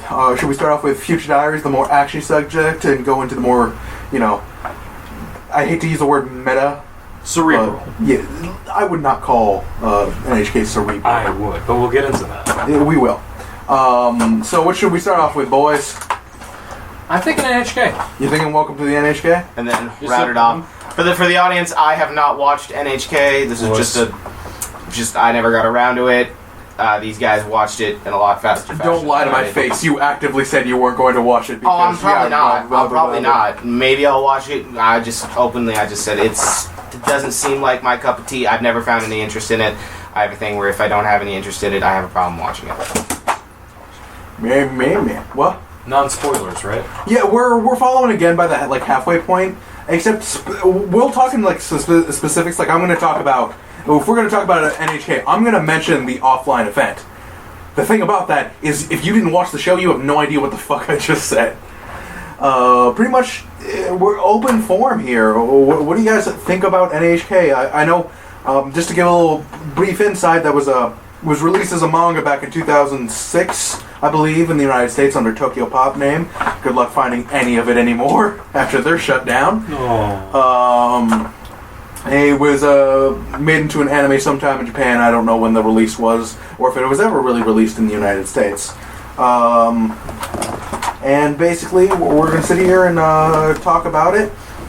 Feelings on it. Welcome to the NHK, because I have very mixed feelings. And I'm gonna do my best to just try and ask questions to see if there is any interesting things that'll get me interested in the interestingness of interesting NHK. So, Patches and Homer, basically your feelings on NHK, or should I explain what it is? I think you should explain what it is first. Start with what it is so the audience knows what we're talking about. Welcome to the NHK is kind of a realist anime following basically the story of this one guy. What is his name again? I don't remember names. I actually don't remember his name. I didn't care about his name, I cared about everybody else's. He was like one of the first anime characters where I actually remembered his name, and now I've forgotten it. Oh, well, regardless. Follows this guy. He's what's called a hikikomori. Let's call him Mike. Yeah. Mike. No. Hikikomori. Yeah, see, he basically sits in his house all day. He's not going to school or work. Lives off NEET. Yes, he's a NEET. He lives off his parents' teat. And sits alone all day and does not have any social contact with anyone. The only time he leaves his house is to go to the convenience store really late at night, and once every Saturday to go to the park by himself late at night. Basically follows him as he meets up with this one girl, Masaki, who basically says, I'm going to cure you of being a hikikomori. You have to sign this contract. You're going to meet me at the park every evening, and I'm going to cure you of this. And if either of us fails to do our end of the bargain, we are fine each other 1 million yen. So whichever one fails to do their part, meaning if he doesn't show up for the meetings, or if she doesn't show up for the meetings, they have to pay the other one 1 million yen.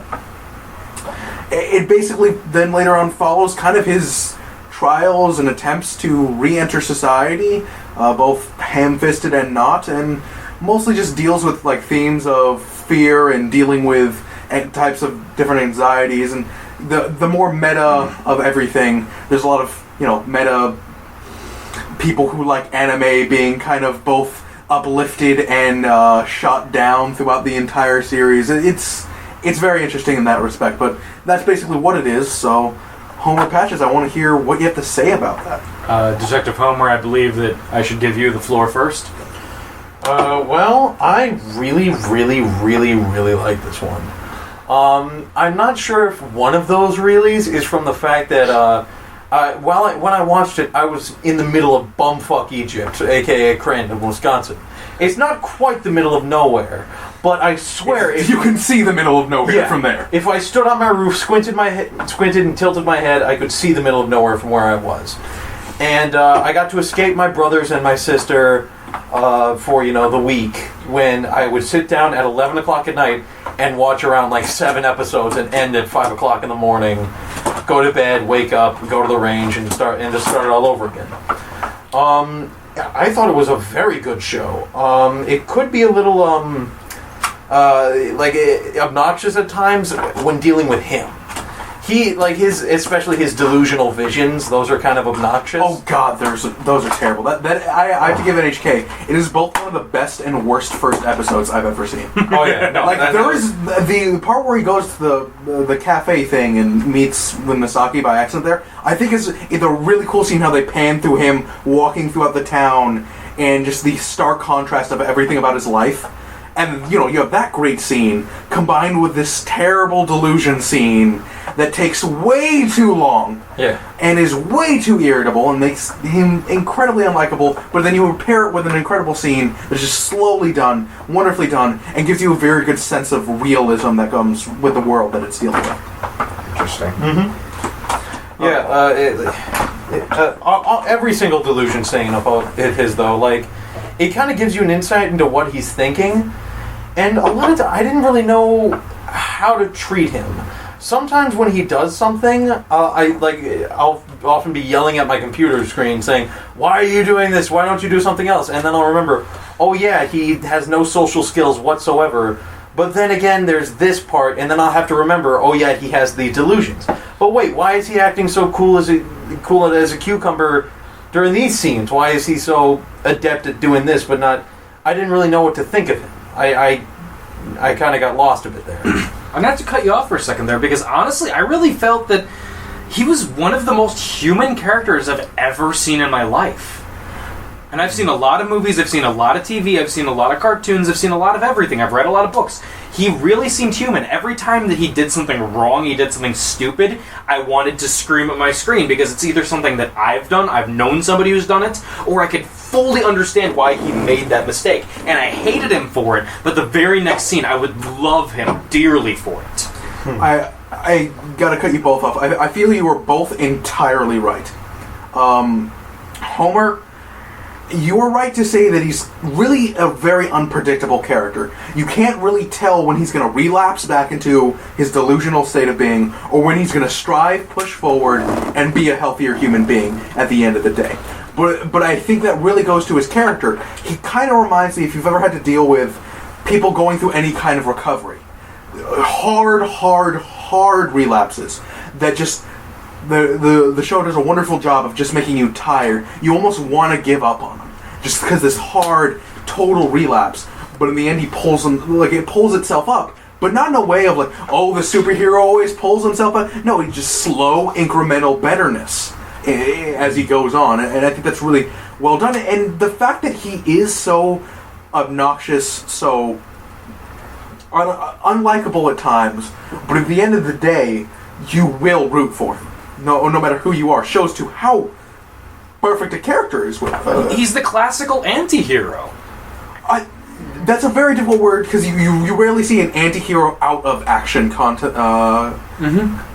But I see what you're talking about. He's a protagonist, but he's not a Mary Sue in any way. Bad things happen to him. He does bad things on occasion, but he is probably one of the most human. I wouldn't say he's the most likable. Oh, God, no. He is too human to be the most likable character I've ever seen. That's just true about him.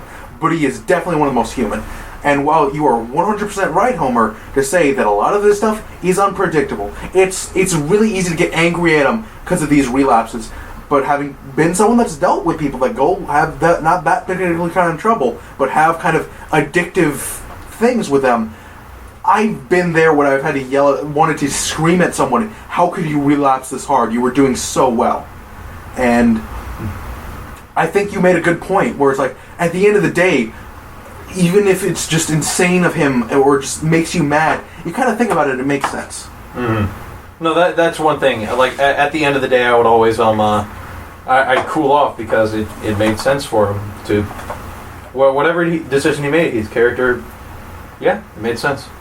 I don't think there were any real out of character moments.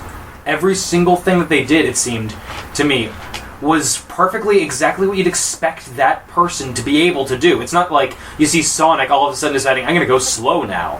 He would never do that. But these characters, even though you may not like it, you may not have even thought of it, it fits perfectly in their character to do the things that they do. Yes, even if you... I will say that's true. There are some moments where you don't understand why characters are doing things, but that's because you don't know enough about them. Like, I think one of the biggest reveals is with one particular character, they say, and it's a line that makes every action about them make sense again.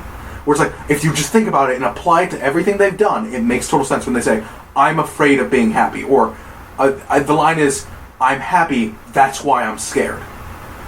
And you think about every little thing about that character, and it just makes too much sense. It makes too much sense. And at the end of the day, once you learn about these characters, you learn about their anxieties, you learn about what they're dealing with, and it's not that... The thing I like about NHK is it's not, oh, my daddy died because of a fire, and my mom didn't love me. It's literally just like, I feel a little lost in my world. I don't know. I don't have a character's words. I don't have a sense of purpose. Or I'm scared I'm going to lose my dream. Another thing is, like, just what you said. The characters don't outright state why they are the way they are. Like, I am this because of this reason. They don't know. Yeah. They reveal parts about their life in totally irrelevant circumstances, and you piece together in your head, that's why they're like this. It gives you a good you see a lot of slow psychological elements to it. Like, I think one of the coolest scenes, and I'm not going to say a thing about it, is when you realize, it's one of the saddest scenes, but when you realize why Misaki is doing any of this. You have to admit, that moment was one of the harshest things. It's so small, but it's one of the harshest things you've seen, and yet at the same time, it's not somebody getting crushed by a boulder, or somebody cut the head off another man. It's one of those just small psychological things where, oh, that's depressing in a real sense. That's not depressing in the my grandmother died or my mother died and my parents abandoned me side of side. No, that's just, oh, that's harsh, dude. That's it. Just this show, I've always been a bit of a shut-in various ways. Like, I don't like to be around people for long periods of time. It drains me. I feel more tired. So I like to have a lot of alone time. And after watching this show, it's actually kind of inspiring me to go beyond that, because it's kind of childish in a way. Like, a lot of NHK's thing, along with the ending theme. The ending theme, I'll admit, I don't like the vocals in it. I think the singing in it is kind of bad. It's kind of a metalish... Which ending theme? The regular ending theme. The first one or the second one? The first one. The first one's... Like the metal one where it's the bad singing. It's the delusion. The weird. first one is first half is the delusion, second half is reality. Yeah. That's the ending. It's supposed to be the two sides of how his mind works. Delusion in the beginning when he's less sane. Where it's puzzle. And, yes, and then at the ending, second half, is when things when he's becoming more of a person, it's more of a normal ending and song. Oh, can I say it, like, the opening theme to this thing, the opening theme only undergoes one change, and it's a really bad change from episode 12 to episode 24. The first one, I think the only reason to listen to this opening theme is that trumpet fanfare at the beginning and end. That makes the entire song. Then once it's gone, I skip the opening theme every single time. It wasn't good. I don't like openings. I gotta disagree with you. Like, I like openings. I don't care. Like, anime openings don't matter, really. I thought it was lesser for not having the trumpet in it, but I still loved it. I loved the singing in it. I thought everything about it was fantastic. I just thought it was like it at first. I thought it was okay at first. It grew... It's the perfect... The opening is perfect for the anime because it perfectly describes how I started with the anime. When the anime opened, I didn't think it was going to be that good. The same thing with the song. The opening theme is supposed to be your very first impression of any anime out there. Usually it's the very first thing you see, and it sets the tone. It did that for me because eventually the opening thing kind of grew on me. And so did the anime. The second season, the opening thing was terrible. Oh yeah, this is a show that will grow on you. You're not going to like it off that. First, I don't see anyone watching that first episode and going, I really, really, really like NHK. They may go, this seems pretty alright. They may say, I want to see where this goes. But they're really not going to sit there and go, I really, really love this show. it's not that kind of show. I think episode 3 is when I started to like it, and episode 3 is when I started not really to skip the opening theme because I liked it. I didn't think it was too bad. I thought it was alright until episode 12. Right. I was actually in the middle of making a point, though. The ending theme, if you read the lyrics of it, because it's Japanese and I don't know Japanese, it's about being literally a literal man-child, wanting to be a literal man-child. Yeah. And that fits in perfectly with the main character and what his desires are, what he wants to be and what he is, really. But the opening theme is about, and while also sung by a female perspective, is like saying, I have a puzzle and there's a piece missing. Which, on the most basic level, is pretty much what Masaki is doing, saying, the main character, I'm missing a piece, this is the piece in the puzzle, I need to do this. Yeah. But there's also a deeper part to it that involves that important aspect of why she's doing this. It's really brilliant. So the opening theme takes a whole new meaning after you understand that. Yeah. And there are 2 animes I ever watched the opening theme for every single time, and that has been Cowboy Bebop, because Tank is awesome, and NHK Puzzle. It is beautiful. I listen to it all the time. On a more meaningful, though, I wanted to make this point. More meaningful level, I think one thing about the show that's excellent is throughout the actual show, the ambient music that goes along with everything they do, like, especially I forget the name of the song. Knock Knock Knock song? Yeah. That song is so good. That is so fucking such a sad song, but it's so good. Oh, and there's also like this little piece. It's the trumpet piece. It sounds like it was the exact same recording from Puzzle. It's like this. You know what I'm talking about? And that plays whenever there's like a bored kind of scene. Whenever like just nothing's happening or somebody's thinking about something, and really deeply, or whenever there's just a sort of blasé feeling. Mm-hmm. I continue to feel that, but I think the real success, I mentioned this before, I think the real success that NHK is, and I have a difficult time recommending it to everyone, because I don't feel that NHK is specifically that entertaining, as much as it is meaningful and going to give you a lot if you come to it with that kind of mindset. I think what it is, and it's going to be a weird way to describe it, it's as if the book Catcher in the Rye was good. That's the best way. If the main character was relatable and sympathetic. Yeah, well, he's not following the same story beats, but the message, the thing it's trying to present, some of the deep, you being able to present a much deeper meaning and a much sadder story than it looks like on top of the top level. It does all those things that Catcher in the Rye tried to do, and did it twice as well. And did it without making every character involved seem plastic or annoying. I'll admit right now I'm a big literature guy. I can't stand Catcher in the Rye. I'll make my kids read it just so they realize, hey, I better grow up or I'll act like an immature little bitch like this guy. So they realize that they need to grow up. And that's, I think you said it really well. What the true message of NHK is. It's, get the fuck over yourself. That's the message of NHK. That was the message of Catcher in the Rye. Get over yourself. Man up. Life's hard, but it's not that hard. You're scaring yourself more than you need to. Things are going to be okay. There's a bunch of small messages in it, like, even if your dreams don't pan out the way you do, you will find ways to be happy if you really look for it. That's one of the other messages. There's no need to be afraid of success, is another message. Or not judging yourself based on others is another smaller message, which takes up a deeper meaning in Japanese culture specifically, when that's kind of how their social structure is based upon. There's a bunch of inner meanings to it. That's where I think NHK is important in the sense that it is one of the most meaningful animes I've ever seen. If you've ever felt at any point in your life lost, felt anxiety for good portions of your life, felt that kind of fear or loneliness, NHK will not necessarily teach you something, but show you something that will be meaningful to you. If you've ever been a loner, if you've ever been just stuck alone despite everything you do, if you felt lost or felt like you were just trudging in the mud, anything like that, NHK is going to take on a new meaning to you. If you really have been one of those lucky people where you've faced nothing of difficulty, you've never been afraid, where you've never been worried about those kind of things, if you're one of those lucky people, I don't know if NHK is going to be for you. I don't know. And I kind of wanted to ask you guys that question is NHK anything to somebody who cannot relate to that?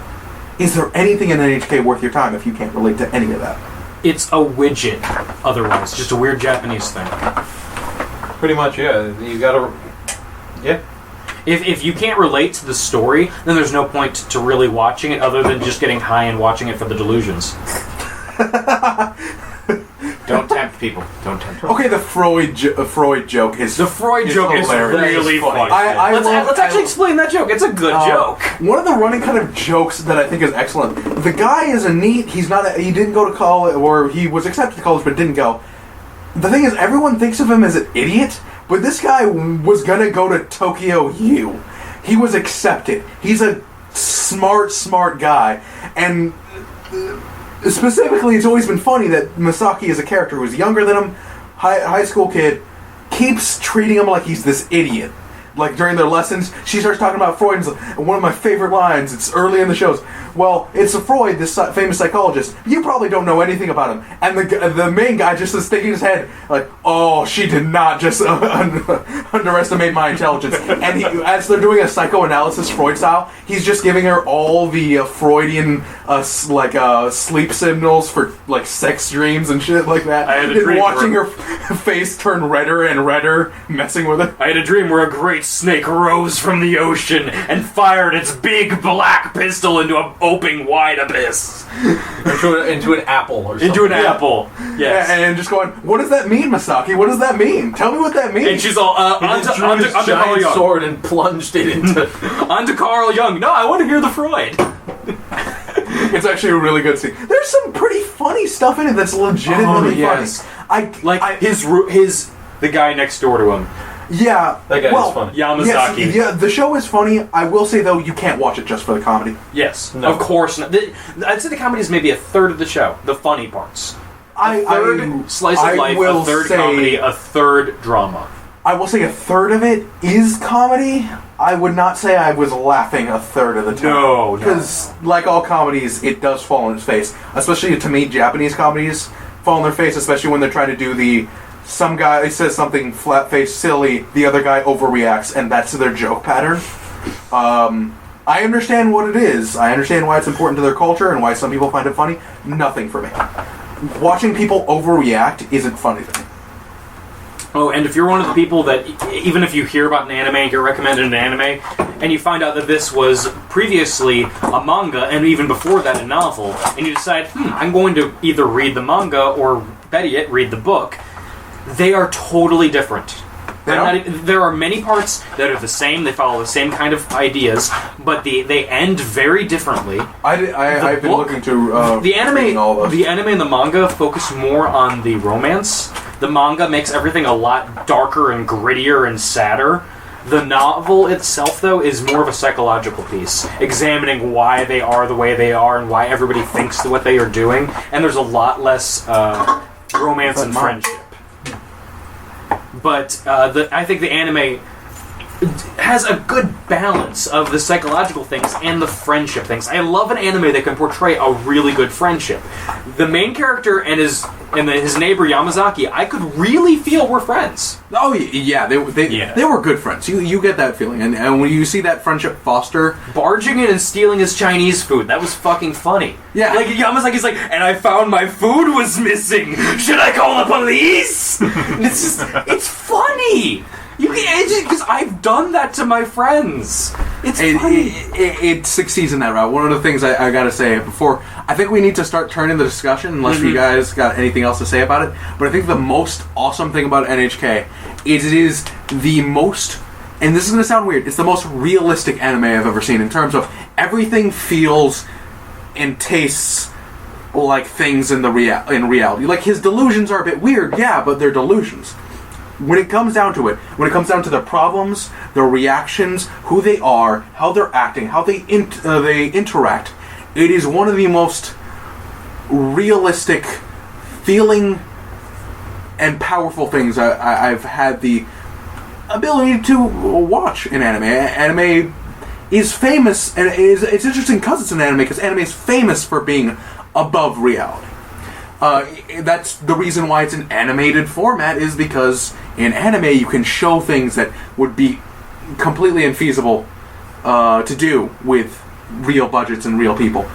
And that's why it was always so good. So watching it be a realistic drama and be at par, if not above, than a lot of the realistic dramas in terms of providing me with actual motion and actual content as opposed to entertainment, it's pretty impressive. And I'm really hoping to read both the book and the manga. The fact that it all makes me interested to do those things, and more now that I hear they're inherently different, it really shows that I really like NHK, but at the same time, I can't even call it entertainment, because it's not that it's entertaining so much It's a character study. Yeah. Mm-hmm. And I said it before, I'll say it again. It really helped me analyze who I am as a person, but that could just be because of, like, the person I am. I've actually really started to pick up my life, not because of NHK, but because of a lot of things, but NHK is the thing that finally got me off my ass to do it, because it's get the fuck over yourself. So I'm finally starting to get over myself and get over my little insecurities. Mm-hmm. It was just a kick in the butt after everybody else has told me everything. That's important that an anime can do that. That's really interesting that a anime can elicit that actual reaction out of somebody. As we all seem to be showering it with praise, but that's pretty cool. I'll say this about the anime, like, negatively. Mm-hmm.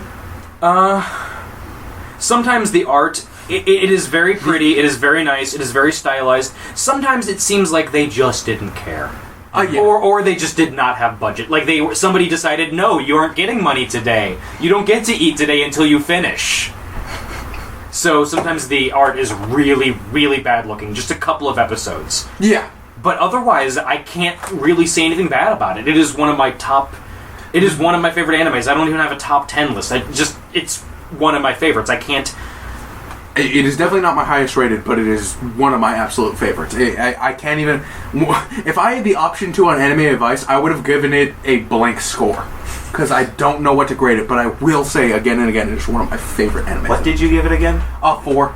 Because if you feel like if anything I say interests you, then that's going to be the least you're going to get out of it. Is the 4. In terms of if you're just going for a comedy anime, it's a 3. It has really funny moments, but so does Yuri Yuri.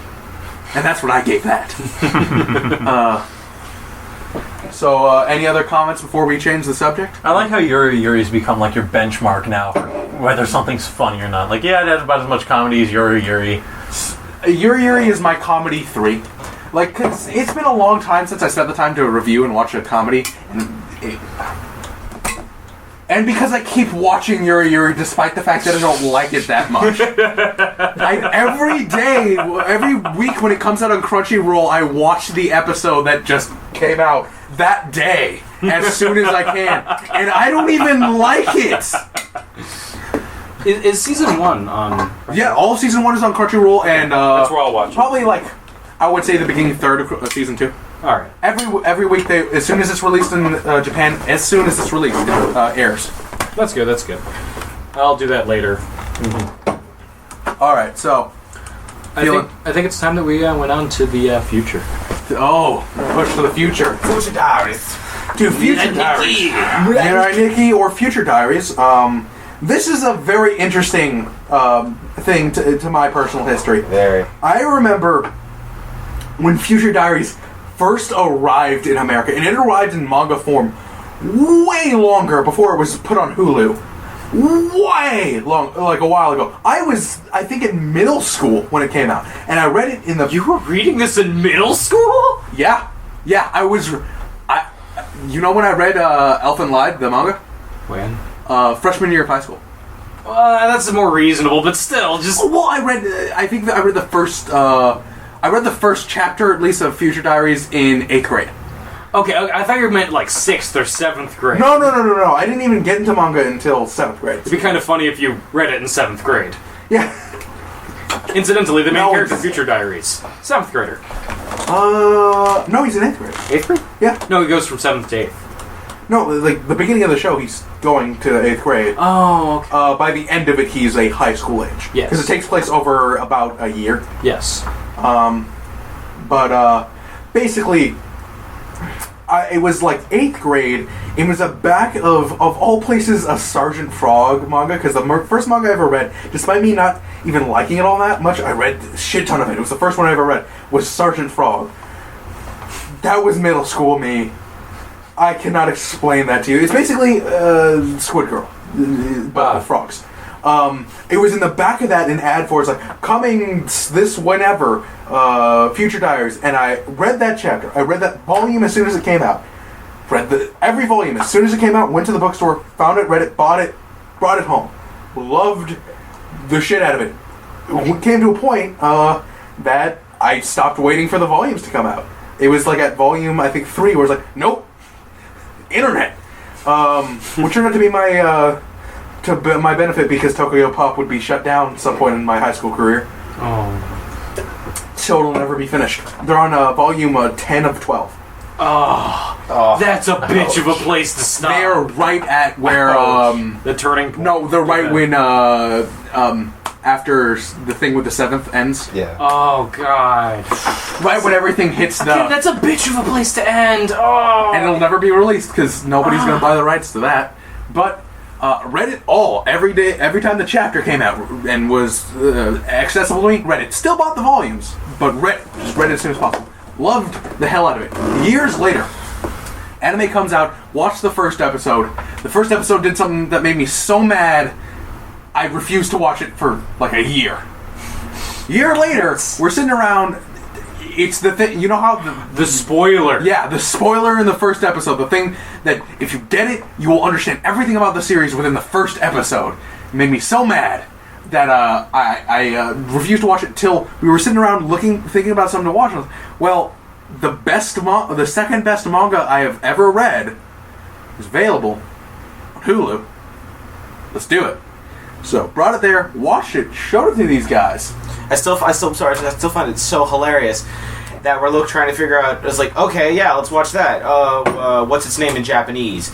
And then we find out it's Mirai Nikki. And then just that moment when I realized I have heard about this anime for the past year, just in the corner of places, just hear those words Mirai Nikki, just being that's popular. Oh yeah, that's good. It exploded apparently. It was popular. Did not know at all that was popular. Popular for good reason, I think. It is one of the more decisive animes, though. Yes. No one will watch Mirai Nikki and not either love it or absolutely hate it, with the exception of like one person I know who can't seem to decide and keeps switching between the two. It is really decisive in its nature, but essentially, the show itself follows almost perfectly with the manga. Where basically this kid, he all he does all day is record stuff into his cell phone, like a diary. Records all the information around him constantly. He has no social life. He's in middle school, whatever. The only social life he has. Well, I'm just saying, for an example of what he's writing in his diary, it's like a squirrel passed by me. There are a couple of girls talking about this. Just for yeah.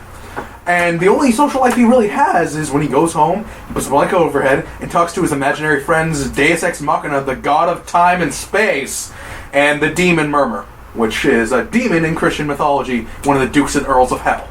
Yeah, that bitch. Yeah, that weird Indian girl thing. That bitch.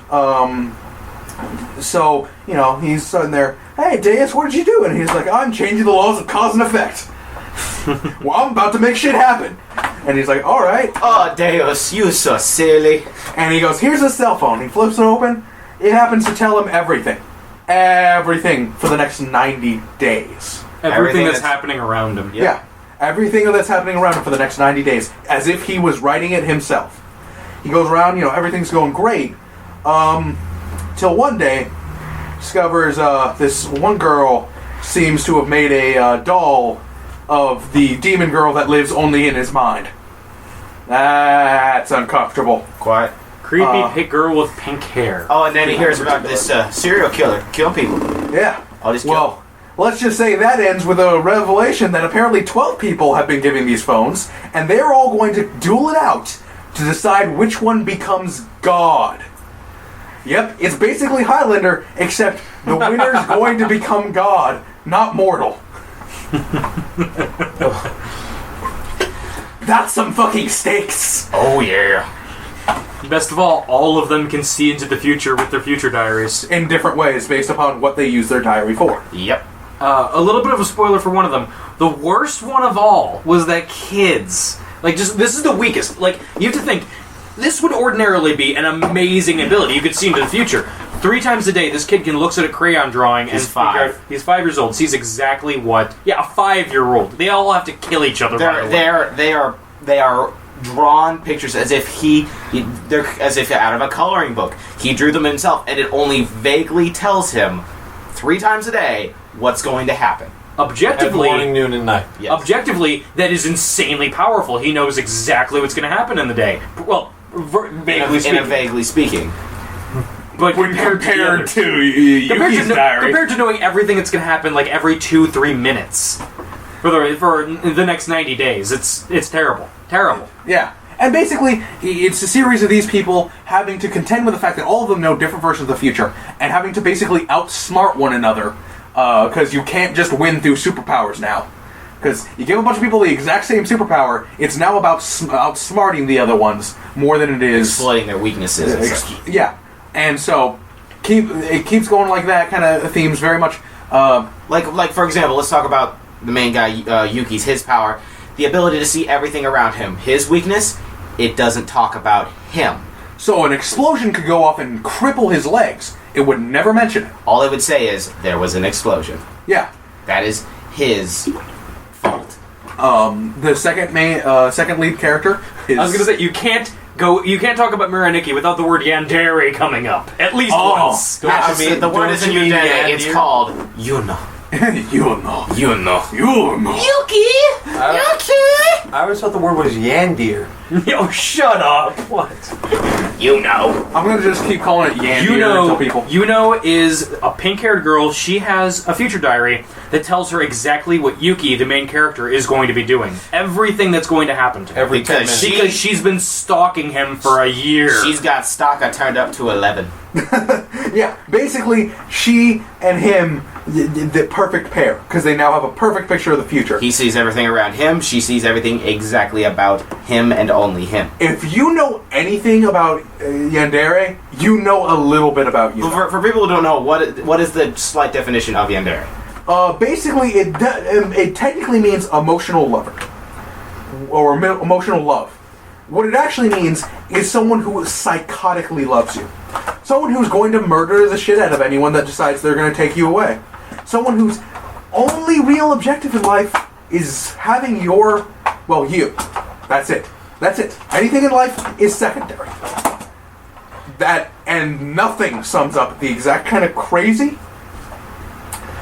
In my mind, there are 3 types of yandere. There is the emotional and relatable yandere. That's more Kaede from Elfen Lied. She's not unreasonable. You can talk to her. You can actually talk to her and convince her to do stuff. And she's more focused on, I care about this person. I want them to live and be happy. Mm-hmm. That is the more emotional, probably more capable to real love. That's when your yandere is the main character, generally. Yeah. The other one is the comical yandere. Is obsessed but doesn't really do anything because it's comedy.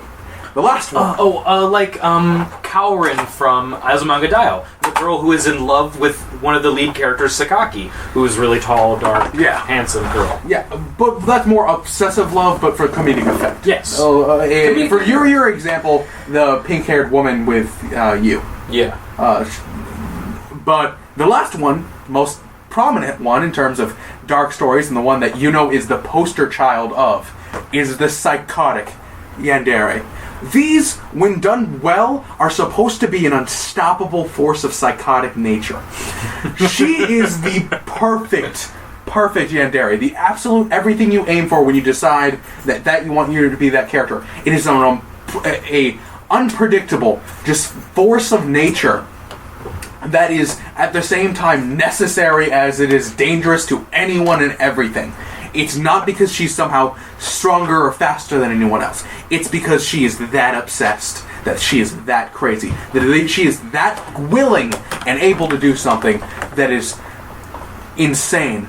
I think I spoke to it very well in the review. What makes Yuno so crazy and so frightening is she is not even a sadist. A sadist is more relatable, because at least a sadist acknowledges that death has significance because they think of it as a big event that they're causing this. No, she is beyond that. Death is so insignificant and it is no different than walking. It is just the quickest solution to a problem. It is that level of hyper-lethal where it's whatever. It's not even worth talking about. It's not worth the breath you use to speak to it. What I think the best thing about her, though, is she isn't just a dangerous psychotic.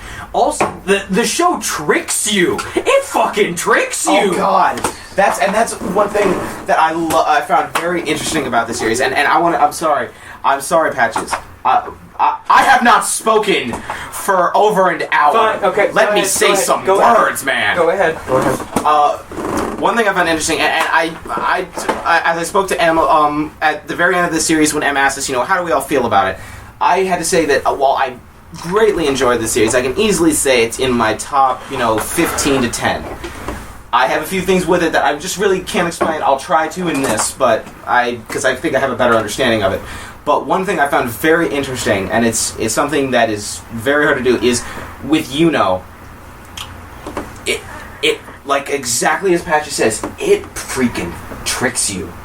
There are moments where you're just like, in the beginning, the first time you meet her, it's like, okay, oh, hi, yeah, oh, aww, she's so big. Oh, now she's got a knife. Look at how she's holding it. It's so, and it goes in. But that's kind of hot. Yeah, it's just, it goes back and forth and back and forth. It makes you like this character. Then you completely forget that she is this psychotic bitch. But then it's like, everyone, despite the fact that they don't, it's not like the evidence isn't constantly in front of you. It's not like you shouldn't have been able to figure this out. You were actively tricked because she makes you fall for her. She's so manipulative. It's even beyond that. Everything about the show makes you fall for it and go, no, I don't care that she's that crazy. She's so useful. She's such a kind character to the main character. She is so sympathetic to you, despite so much evidence that you shouldn't trust her as much as you trust a thief with your wallet. She is beyond trusting, and you will always trust her. Every time you see that series, you will always trust her, despite all the evidence that you should. And everything that she does, there's the one thing we'll not talk about, but the one thing she does that it's so amazing that somehow after that one scene, they got us to like her again. Yeah, two scenes. God. But there's one main one. Yeah, no, there's How did they do that? How did they make you forget what happened in episode 13? How did they make you forget? I don't know, man. 13, it's in the manga, it's even worse, but episode 13 is the one part of that show I literally... Is that where they're running through the ghost town? No, it's the one... Yeah, it's kind of... It's in the room with all the TVs. And that's what I mean, that's the ghost town. Okay. Yeah. That is the most uncomfortable I've ever felt reading something. And I've seen some uncomfortable things. And it's not that much happens in that scene, but it's such a level of discomfort that your butthole gets tight. It gets so tight. You just lay back and no, I'm not okay with anything I'm seeing. No. I find it funny that two of the most sympathetic and likable characters I've seen, well, not necessarily sympathetic, but two of the most likable characters in this show are a dangerous psychotic yandere and a terrorist. Ninth is awesome. I love Ninth. What's weird is you always hate Ninth the first time you meet her. Yeah. The first time you meet her, she's the most unlikable and dumb-looking character ever. She becomes so cool, though. I like her movement as a character. I like how they even go so far as to explain why she was dumb-looking in the first place. Yeah. One of the things I love about this show, as weird as it is, I think it does this thing. I know a lot of people really don't like it. Dead Man Wonderland did this, except in Dead Man Wonderland, it's more obvious that they were doing this. It's to add something goofy, bright, and colorful to something so inherently dark that it contrasts so well and makes it blurry. It's hard to... Dead Man Wonderland tries to do this with this carnival. It's all these flashing lights, all these... This is a wonderful wonderland of, oh god, this is terrible! What am I doing here? This is horrible! Future Diaries attempts to do the same thing. Even though everything is explained in story, there's some silliness, there's some funniness, there's... Always at the end of the credits. Always, especially at the end of the credits. When Watch the end of the credits. At the end of the credits, you always have these things with Murmur, the devil girl, being funny. I will put it to you, some of the funniest moments are not at the end of the credits. The funniest moment, I think, is at the end of one of the credits. The phone call? Yeah, the phone call. The phone That call is is the so funniest good. one. However, I think a close second comes to any interaction between Yuki's mom and Yuno. Yes. Yeah. All of those interactions are God. fucking hysterical. And that's one thing that the show really does well. I always find it kind of weird when it's like this grimdark comedy. Somehow they do it right. They're able to separate that the contrast. grimdark. Yeah, no, they're able to separate it well. Yeah. Sometimes they don't. Muv-luv doesn't at all. At all. At all. It But feels Future so out of Diaries place. pulls it off. Future Diaries pulls it off in spades. They know exactly where to put the humor and what to do to segue you so that it feels natural. Yeah. From grimdark to humor to exposition to grimdark to exposition to humor. They know how to segue their shit. Yeah, and I think having usually the after credits always be funny and or exposition helps the series a lot. Oh god, there's so much exposition after the credits. Do not skip the after And the credits. I'm sorry. The thing that I still find so hilarious about it is, as Em mentioned previously, the story is about how there's these 11, well, mainly 10 other holders of Future Diaries that they must defeat. Usually, the ending ones involve how the particular holder of that episode got their diary. Most of the time, when you see that, they're already kind of dead. Because you just watched them die in the show, and then it shows, oh yeah, that's how they got them, and it's funny, and then it gets hilarious when you realize they're dead. I watched that person die. Not like 5 minutes ago, and I just laughed in their face. Oh, this is so fun. Oh, God. That's the contrast I'm talking about. That's pulling off that contrast. That's making you look death in the face and start laughing, and then realizing you're laughing and going, oh, what have I done? Being able to do that, because I think it makes the uncomfortable more uncomfortable, it makes the comfortable even more comfortable. Right. And constantly being able to shift you from uncomfortable to comfortable naturally. And I think that's the main derisive thing with Future Diaries is, do you feel like it's doing it naturally? Well, yes? Speaking of contrasts, I do have to bring up, we've been praising it. One negative thing, 8th is an abomination. I wanted to say it. Oh my god. The 8th Future Diary holder. She looks like Popeye's mom. She's a matronly woman, but she has the most horrifying proportions. It's like they put her in the wrong show. It's not the she's character. a chibi character, but full size. It's not the character. The character, she doesn't really even have that much of a character. She doesn't talk much. What she represents and what her diary represents is important, but her as a character is meant to be, she's the den mother. She takes care of all the others. She serves that character. But when just the art style, everyone, one thing I always liked about animes, and it's one thing I had a problem with a show that Homer's watched called Planets. I like an art style where they don't, they make humans look human. A consistent and realistic I think about style. Planets, a show, is that they try to make them look so human to me, it looks unrealistic. Into an uncanny valley. That's where me and you disagree. I think they look. Well, I think we're getting off subject. We're getting off subject. Yeah, That's yeah. not what I meant to do, Homer. That's what I was just trying to say. But with this, it looks good. Then you see that, Yeah. and then it's just like, in this world, you are an abomination. Yeah. Is that a tumor? Is your entire body a tumor? And she never puts her arms down. Always straight out. Always straight out. Just like, actually, no, sometimes her arms are down. But then it's like when the really intense stuff is happening, it's just like, put your arms down. don't exist. Is that how you keep your balance? From your massive head. Oh God. So She is creepy. an abomination. She's so creepy. I think that's the point, though. Exactly what you said. I think is the reason why it works. Is she's creepy. It's what makes her creepy, despite nothing creepier about her. Yeah, there's nothing creepy. Yeah, They don't try to make her creepy. They don't put her in any creepy lighting, any creepy scenes. I think that artistic choice, I don't think it played off well enough for enough people, but it did to me, and I don't dislike it. I think Alice in Wonderland, or the Alice the Madness Returns tries to do this too with its London scenes. It's so disproportionate, it makes you uncomfortable and creeped out by their very existence. I actually, if you look at the way that the characters are, each of them is unique in their own way, not just because of the Future Diary, not just because of the character style, but because of the way they're presented as being a threat. She's shown to be really creepy in that style.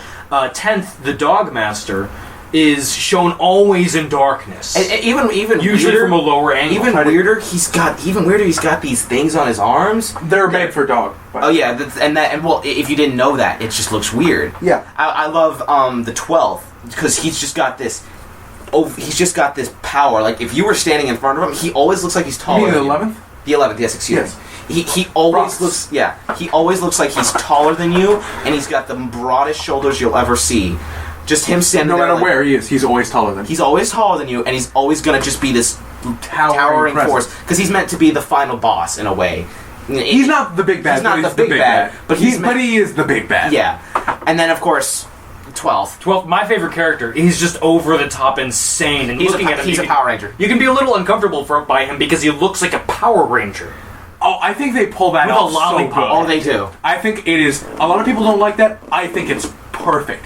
I think it's one of the most perfect things where he is just so perfectly creepy and good at the same time. Yeah. But we're getting a little too spoilery. Let's try to keep more of them hidden, like who they are and what they do. But that's the thing I think most bothers people is that contrast. A lot of people really hate that. I know one of the mods on Anime Vice, Sick Vision specifically, hates any anime that tries to do that contrasting goofy to dark next to each other to create a contrast. To me, I think it can be done interesting and done well. Example of that not working out well is the Dead Man series. The example of it is, I think, is this one. It's like putting black and white next to each other. It makes both of them pop. Makes them brighter and more noticeable. That's something. Instead of just getting gray, Yeah. you get a checkerboard. Yeah. That's something I like. Things that are bad about it, I think, let's not talk about any of the events of the ending, but let's talk the simple fact. That ending is like... so unexpected for me, at least. I'm sorry. It is. But everybody else, I saw it coming 1,000 miles away. This is one of the things some people have argued with it. Can you, even if you didn't see it coming, which a lot of people don't, can you admit, at least in my feelings, I always feel that a twist is justified if you have every tool necessary to have figured it out by yourself. Yes.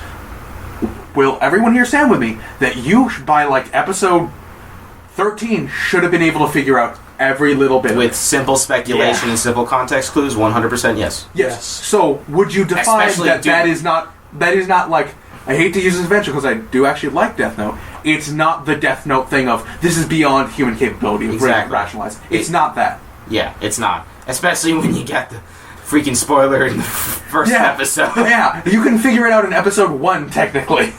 It takes you like a couple more context clues, but they honestly... If you're Akise, they basically show you... Or if you're Akise and you know everything already. they're the greatest character in the show. The greatest detective that has ever lived. Homer, you have not said anything for the longest time. No, I haven't.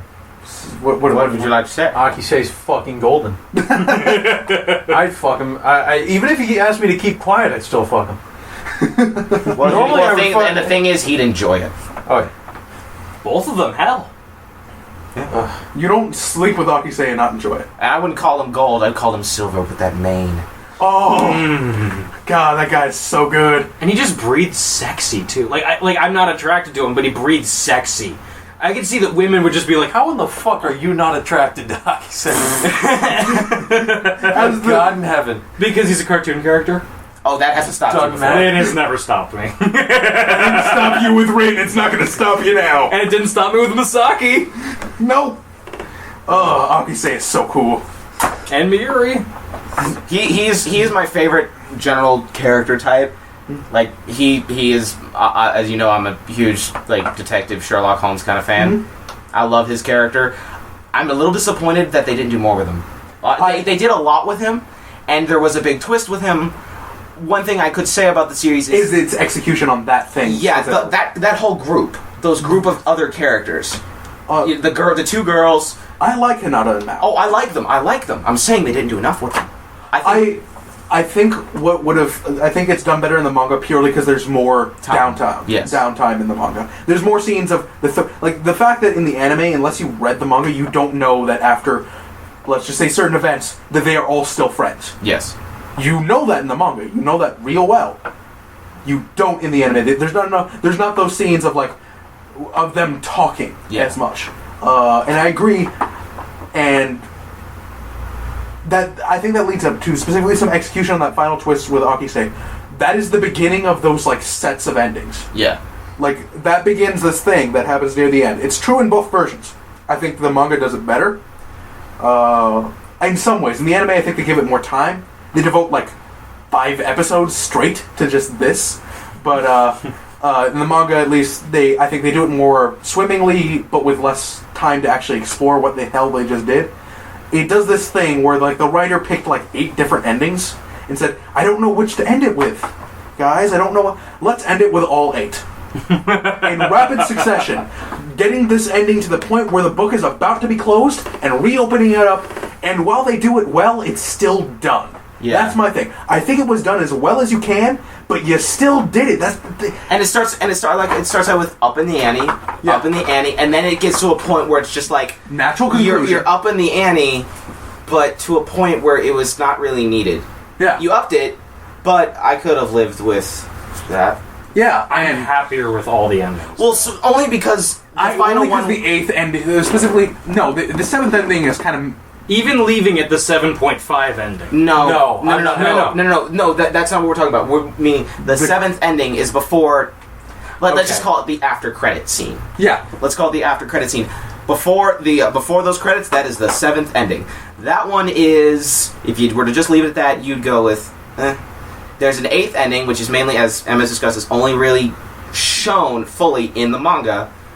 The anime uses it as just a simple. Could I just say like a hope scene, or it's one of those we're gonna show you kind of an ending, but it's not. We don't want to. They don't seal it up. Yeah. They haven't. They begin the 8th ending at just a point where they haven't sealed it up. I guess because the animators might think they might get another season out of it, even though no. I love that show. I love it. Never should have another season. Yes. It is a standalone. It is just like Samurai Champloo and just like Cowboy Bebop in my mind. It's done. It is exactly what it needs to be. It's exactly what it sets out. It's perfect at that. It doesn't need to be anymore.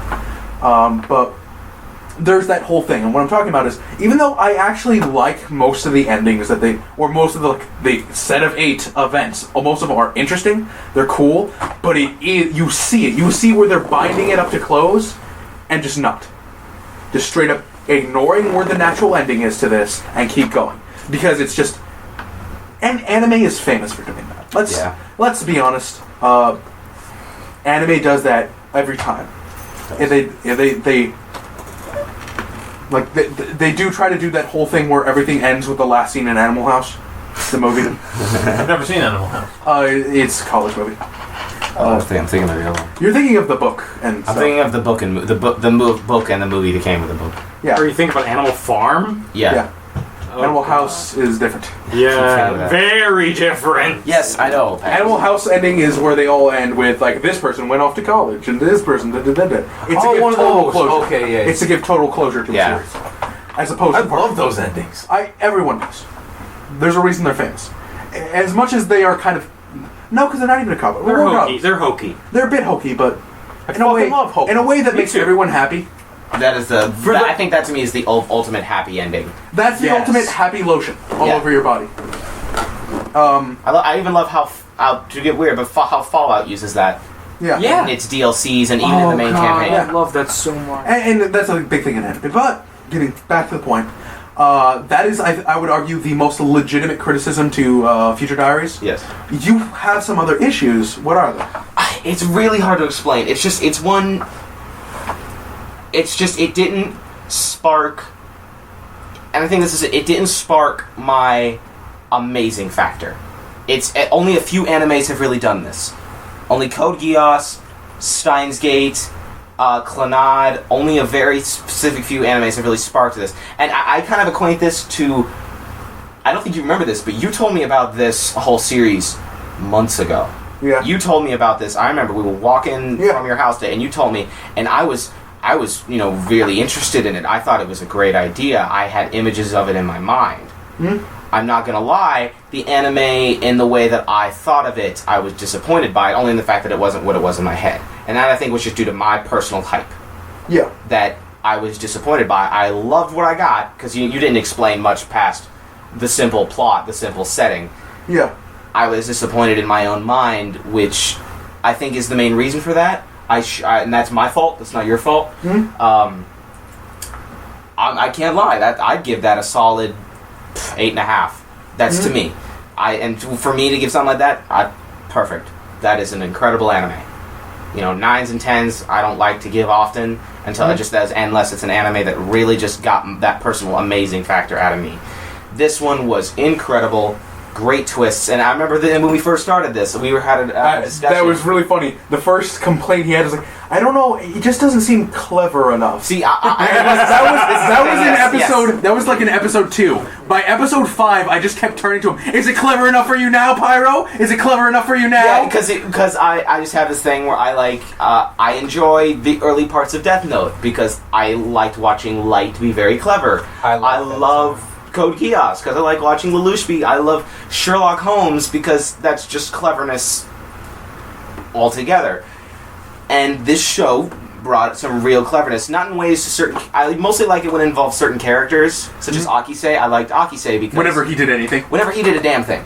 Because there was the always overall series did a great job just with its cleverness, though. Yeah, I think it was extremely well done. I sort of saw it coming, like the minute I didn't say it. I say it right now. I didn't say it out loud because I have a thing where you said you had asked us several times.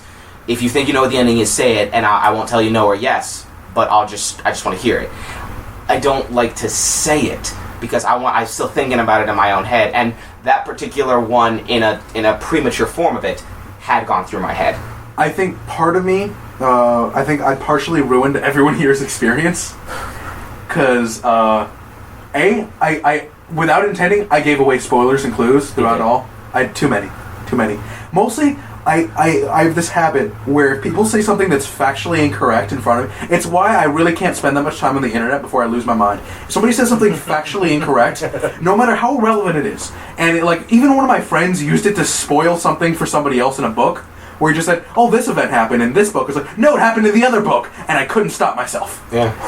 I can't handle when people say wrong things. So somebody will throw out, instead of the form of like a question, throw it out in the state of statement. Oh, this is going to happen. And no matter what it is, I have to turn to that person, and I will spoil everything. It's like, no, that doesn't happen. This does. You actually, when you were asking us what we thought, and I told you what I thought, you told me I was wrong, but it turned out I was totally right, but just not with the right wording. But what I said was totally right. Well, he wouldn't have told you if you were right anyway. I know, but he still told me that I was wrong.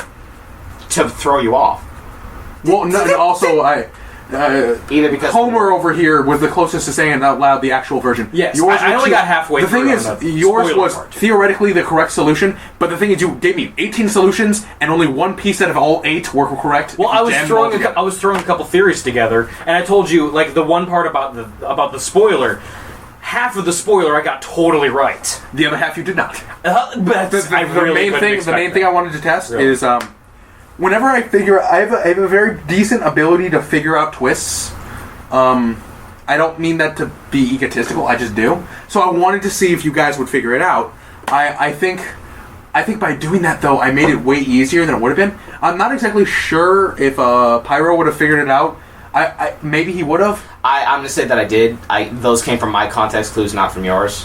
To be 100% honest, I never look for twists. I find it's more enjoyable that way. And I usually don't like to look for twists with other people because then it turns into a big pissing contest where, oh, I found the twist episode 12. Well, I found it episode 11.5. Well, you're a dick. Well, you're a big fat poopy head. Basically, it all turns to ad hom. Yeah, pretty much. I agree with Homer wholeheartedly. I love to get suckered into a twist. I love getting suckered so much because it just makes me feel like you outsmarted me. I love that no matter how hard I told you not to, you all did fall in trust with Yuno. I say in trust. I will 100. I always had those things in the back of my mind. I was always like, yes, but you did change you up. I never trusted her. I felt like they needed her. It's like, no, don't trust her. I don't trust her as far as I can throw her. She is too useful to let go. Keep her. I will keep her on my team at an arm's length, though. I thought if there were like 5 anime characters that I'd want to interact with in real life, I'd want the Mayuri and Makise and Okabe from Steins How can Gate. all 5 not be Akise? I want all 3 of those. No. Hold on. I want all 3 of those guys living across from me in an apartment. I want Akise to join the Steins Are you Gate saying team. you want 5 Akises around you at once? Are you saying you don't? Are you saying you don't want one Akise for each hole? Oh, five holes? we had to go there. Yes! Anyway, another character I want is Masaki for myself to live with me, and then I want to somehow know Yuno. I think you just need. Oh god, this is going to be hilarious. You need a metal cage. Oh God! No! No spoilers! No spoilers! Oh, anyone who's watch how well that worked for everyone else involved. Carpet. That would spoiling shit. God damn. Stop calling it spoilers and they won't know! God, so anything else about Future Diaries before we start turning this to a close? And It is. I'm gonna say right now, I'm a big fan of detective stuff, just like Pyro Blue. He puts it at 8.5. I put it at 10. I'm more free with my 10s though because I'm okay with saying I love this. I love this. I love everything. I love this. what about you, Pyro? Any last comments? I want to hear Homer's. I'm still thinking about it. I want to ask you guys, what do you think? Do you think there's any messages to take away from this? Don't trust the crazy bitch. Yeah, that's exactly what I was going to say. That is exactly the words I was going to say. Bitches be crazy. I think there's a bunch of cool stuff to take from it. We never mentioned the cool thing. One of the most unique trivia things that I found out thanks to patches. All 12 members or all 12 Future Diary holders are explicit references to the Roman pantheon. Yes. Such as the main character being Jupiter and Yukateru. And the other main being Juno. Just stuff like that. You could actually look The it up ninth being online. Minerva and stuff like that. And that's always really cool. Yeah, that's interesting. It's very. And some of them are very, very interesting. Like, I looked at all of them, and the only one I didn't see is kind of the fourth, being Mercury. Well, there's a face value thing, but then you look. There's the face value. It's like, oh, yeah, they're kind of like this. But then you think about it harder, and it's like, oh my god, they're like this. No, like the 12th is perfect Pluto because it's the yes, like the you misunderstood. think it's the misunderstood. You will misunderstand 12. What was Mercury the god of? Mercury is Hermes. Yes, messages, speed, and messages and flying. I actually forget who fourth is, so we could talk about that. Fourth later. is The detective. yeah. It's because of what Hermes is in Greek myth, and because of what Mercury is, because Mercury is Hermes. Yeah. Hermes would come in and I don't want to say what Hermes is because it would spoil. We'll say that afterwards. But any last comments, Pyro? I gotta say, I greatly enjoyed it. I thought it was one of the best animes I've seen in a long time. I hated how I really didn't get to enjoy the art style due to how we were watching it on my television, where it when I looked at we had hooked up M's laptop to my television, and I would look on his laptop and see just, oh, it's beautiful, just the way it's spent. Oh, I loved it. And then I looked at my TV, and it literally just condensed it. And the funny thing is, it made it look like every other anime I've seen. And then I look at your desktop, and it's like, that's different. That's good. I like that. that's every other anime I've seen on my TV. So that just like kind of detached it from it. It was like, I wish. And then we started watching it on Hulu. For anyone who wants this anime, Hulu's got all of it. Yeah, it's good. And it's pretty good quality too. Yeah. It's full quality. It's some of the best quality you can find. Yeah, Hulu and Crunchyroll. If you want to see an anime, you can probably find it at both of those. Yeah. If you don't add Netflix to the total, if you're okay with dubs, you're gonna find it probably. If it has any relevance, you're gonna find it. But overall, I greatly enjoyed it. I can say it's in my top at least 20 because just I like to have a wide list. I'm really glad you showed it. I'm really glad we all got to watch it together. Any Homer, you wanted to say one quick thing? Just never stick your dick in crazy. Never Just the stick. one rule. I've made the mistake twice. Never stick your Good to dick in know. crazy. Good for the internet to know. Yeah. Internet. Well, my just last comments. It is my second favorite manga ever released. Loved it to death. I appreciate, and I noticed this. I tend to like mangas better when the author was a writer, not an artist. Yeah. Like that is true about Elfen Lied, where the writer of that series and was the artist as well, because he was too poor to afford another artist. He was a writer first. He learned how to draw because he wanted to write a manga. Same thing happened to the guy who did Future Diaries. He was a writer first, artist second. And I like that trend. And I think it's NHK is another example. Writer first, everything else a writer second. But it's really good. Check it out. And we're moving into it real quick. We're running out of time here. We've gone way over our time limit. What are some quick things that we're looking to do next? Starting off with you, Patches. I'm going to simultaneously be watching Baccano and Spice and Wolf. I've heard nothing but good. I've heard that all of A agrees. All of the A board on 4chan agrees that Spice and Wolf is amazing and you would like it. So I'm going to watch that. I heard, and Baccano, my friend Homer here has told me is really good, especially the ending. It is my favorite anime, and it has my favorite ending and my favorite opening theme. And I've heard the opening theme now, and I have to say that is Also, my favorite two characters. My favorite character duo on the face of the planet. That opening theme, though, it was peppy, really peppy. As for me, I'm still gonna finish. I probably won't finish all of Del Toro Quest because it's one of those ones where it's just I already know everything that's gonna happen, so. It's more just a nostalgia of seeing how do they put it into a visual format. Need to finish Eureka 7AO. I need to finish Index 2. Yeah, I need to finish that because it's like I just got off track, and now that I think about it, I just want to know how does that end.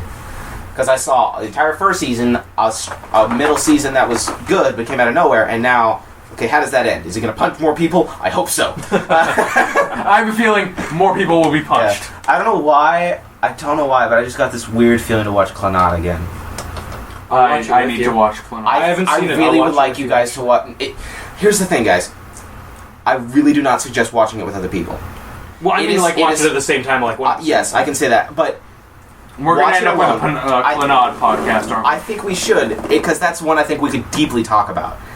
It is a show that I think you must watch by yourself because... You will not feel embarrassed to cry? You will not feel embarrassed to cry. Okay. I've never cried that hard at some media in my life. I cried pretty hard at Kadowa Shoujo, and I started tearing up during NHK. You gotta see this. You teared up during NHK? Because of who I am. Homer, you have a thing about doing everything stone-faced. Well, that's not... let's admit it, Homer. You have this thing of, you refuse to cry. You talked about it. You haven't cried since you were... refuse. I can't. No, that's why I want you to watch. I would like you to watch Clannad. First of all, I think you would enjoy it. I think he's just going to stone face it. He's going to be confused why we were all upset. I'll tell you what. I won't. I'll try not to stone face it. I'll say.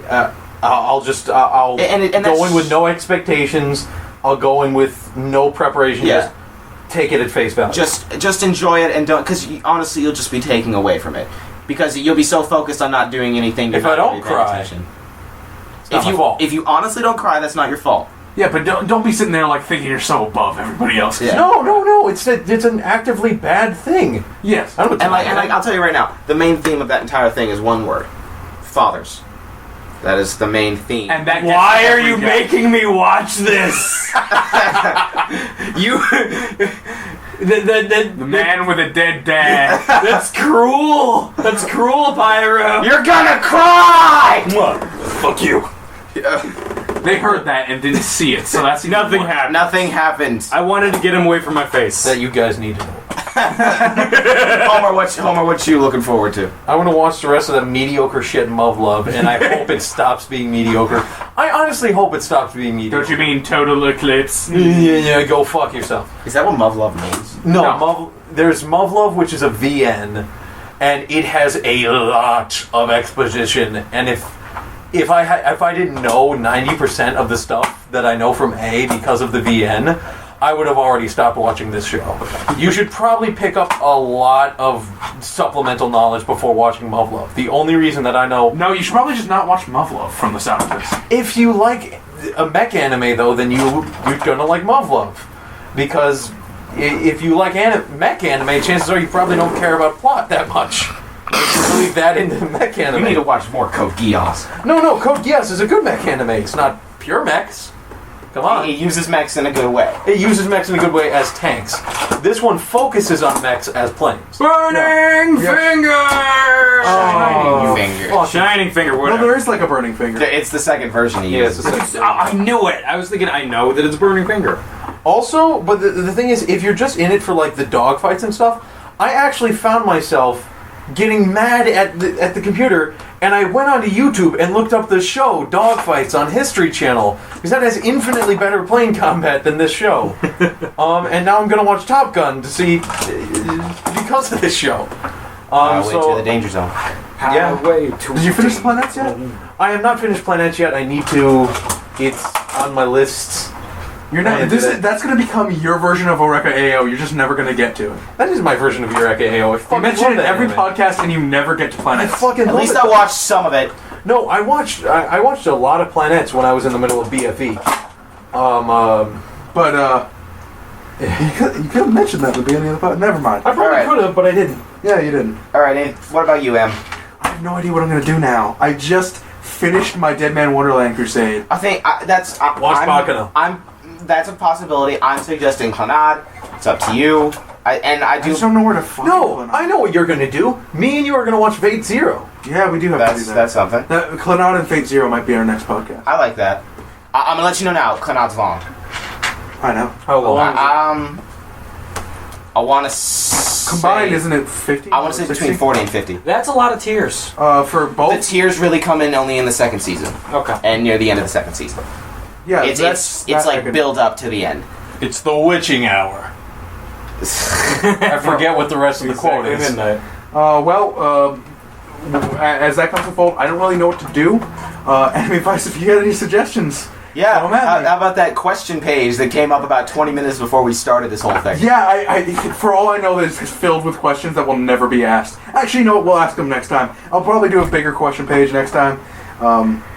One cool thing, I came up with a little game about a week ago. Check the comments for it, and see what you guys can come up with. What do you mean you came up with a game? Read the comments. I just told you.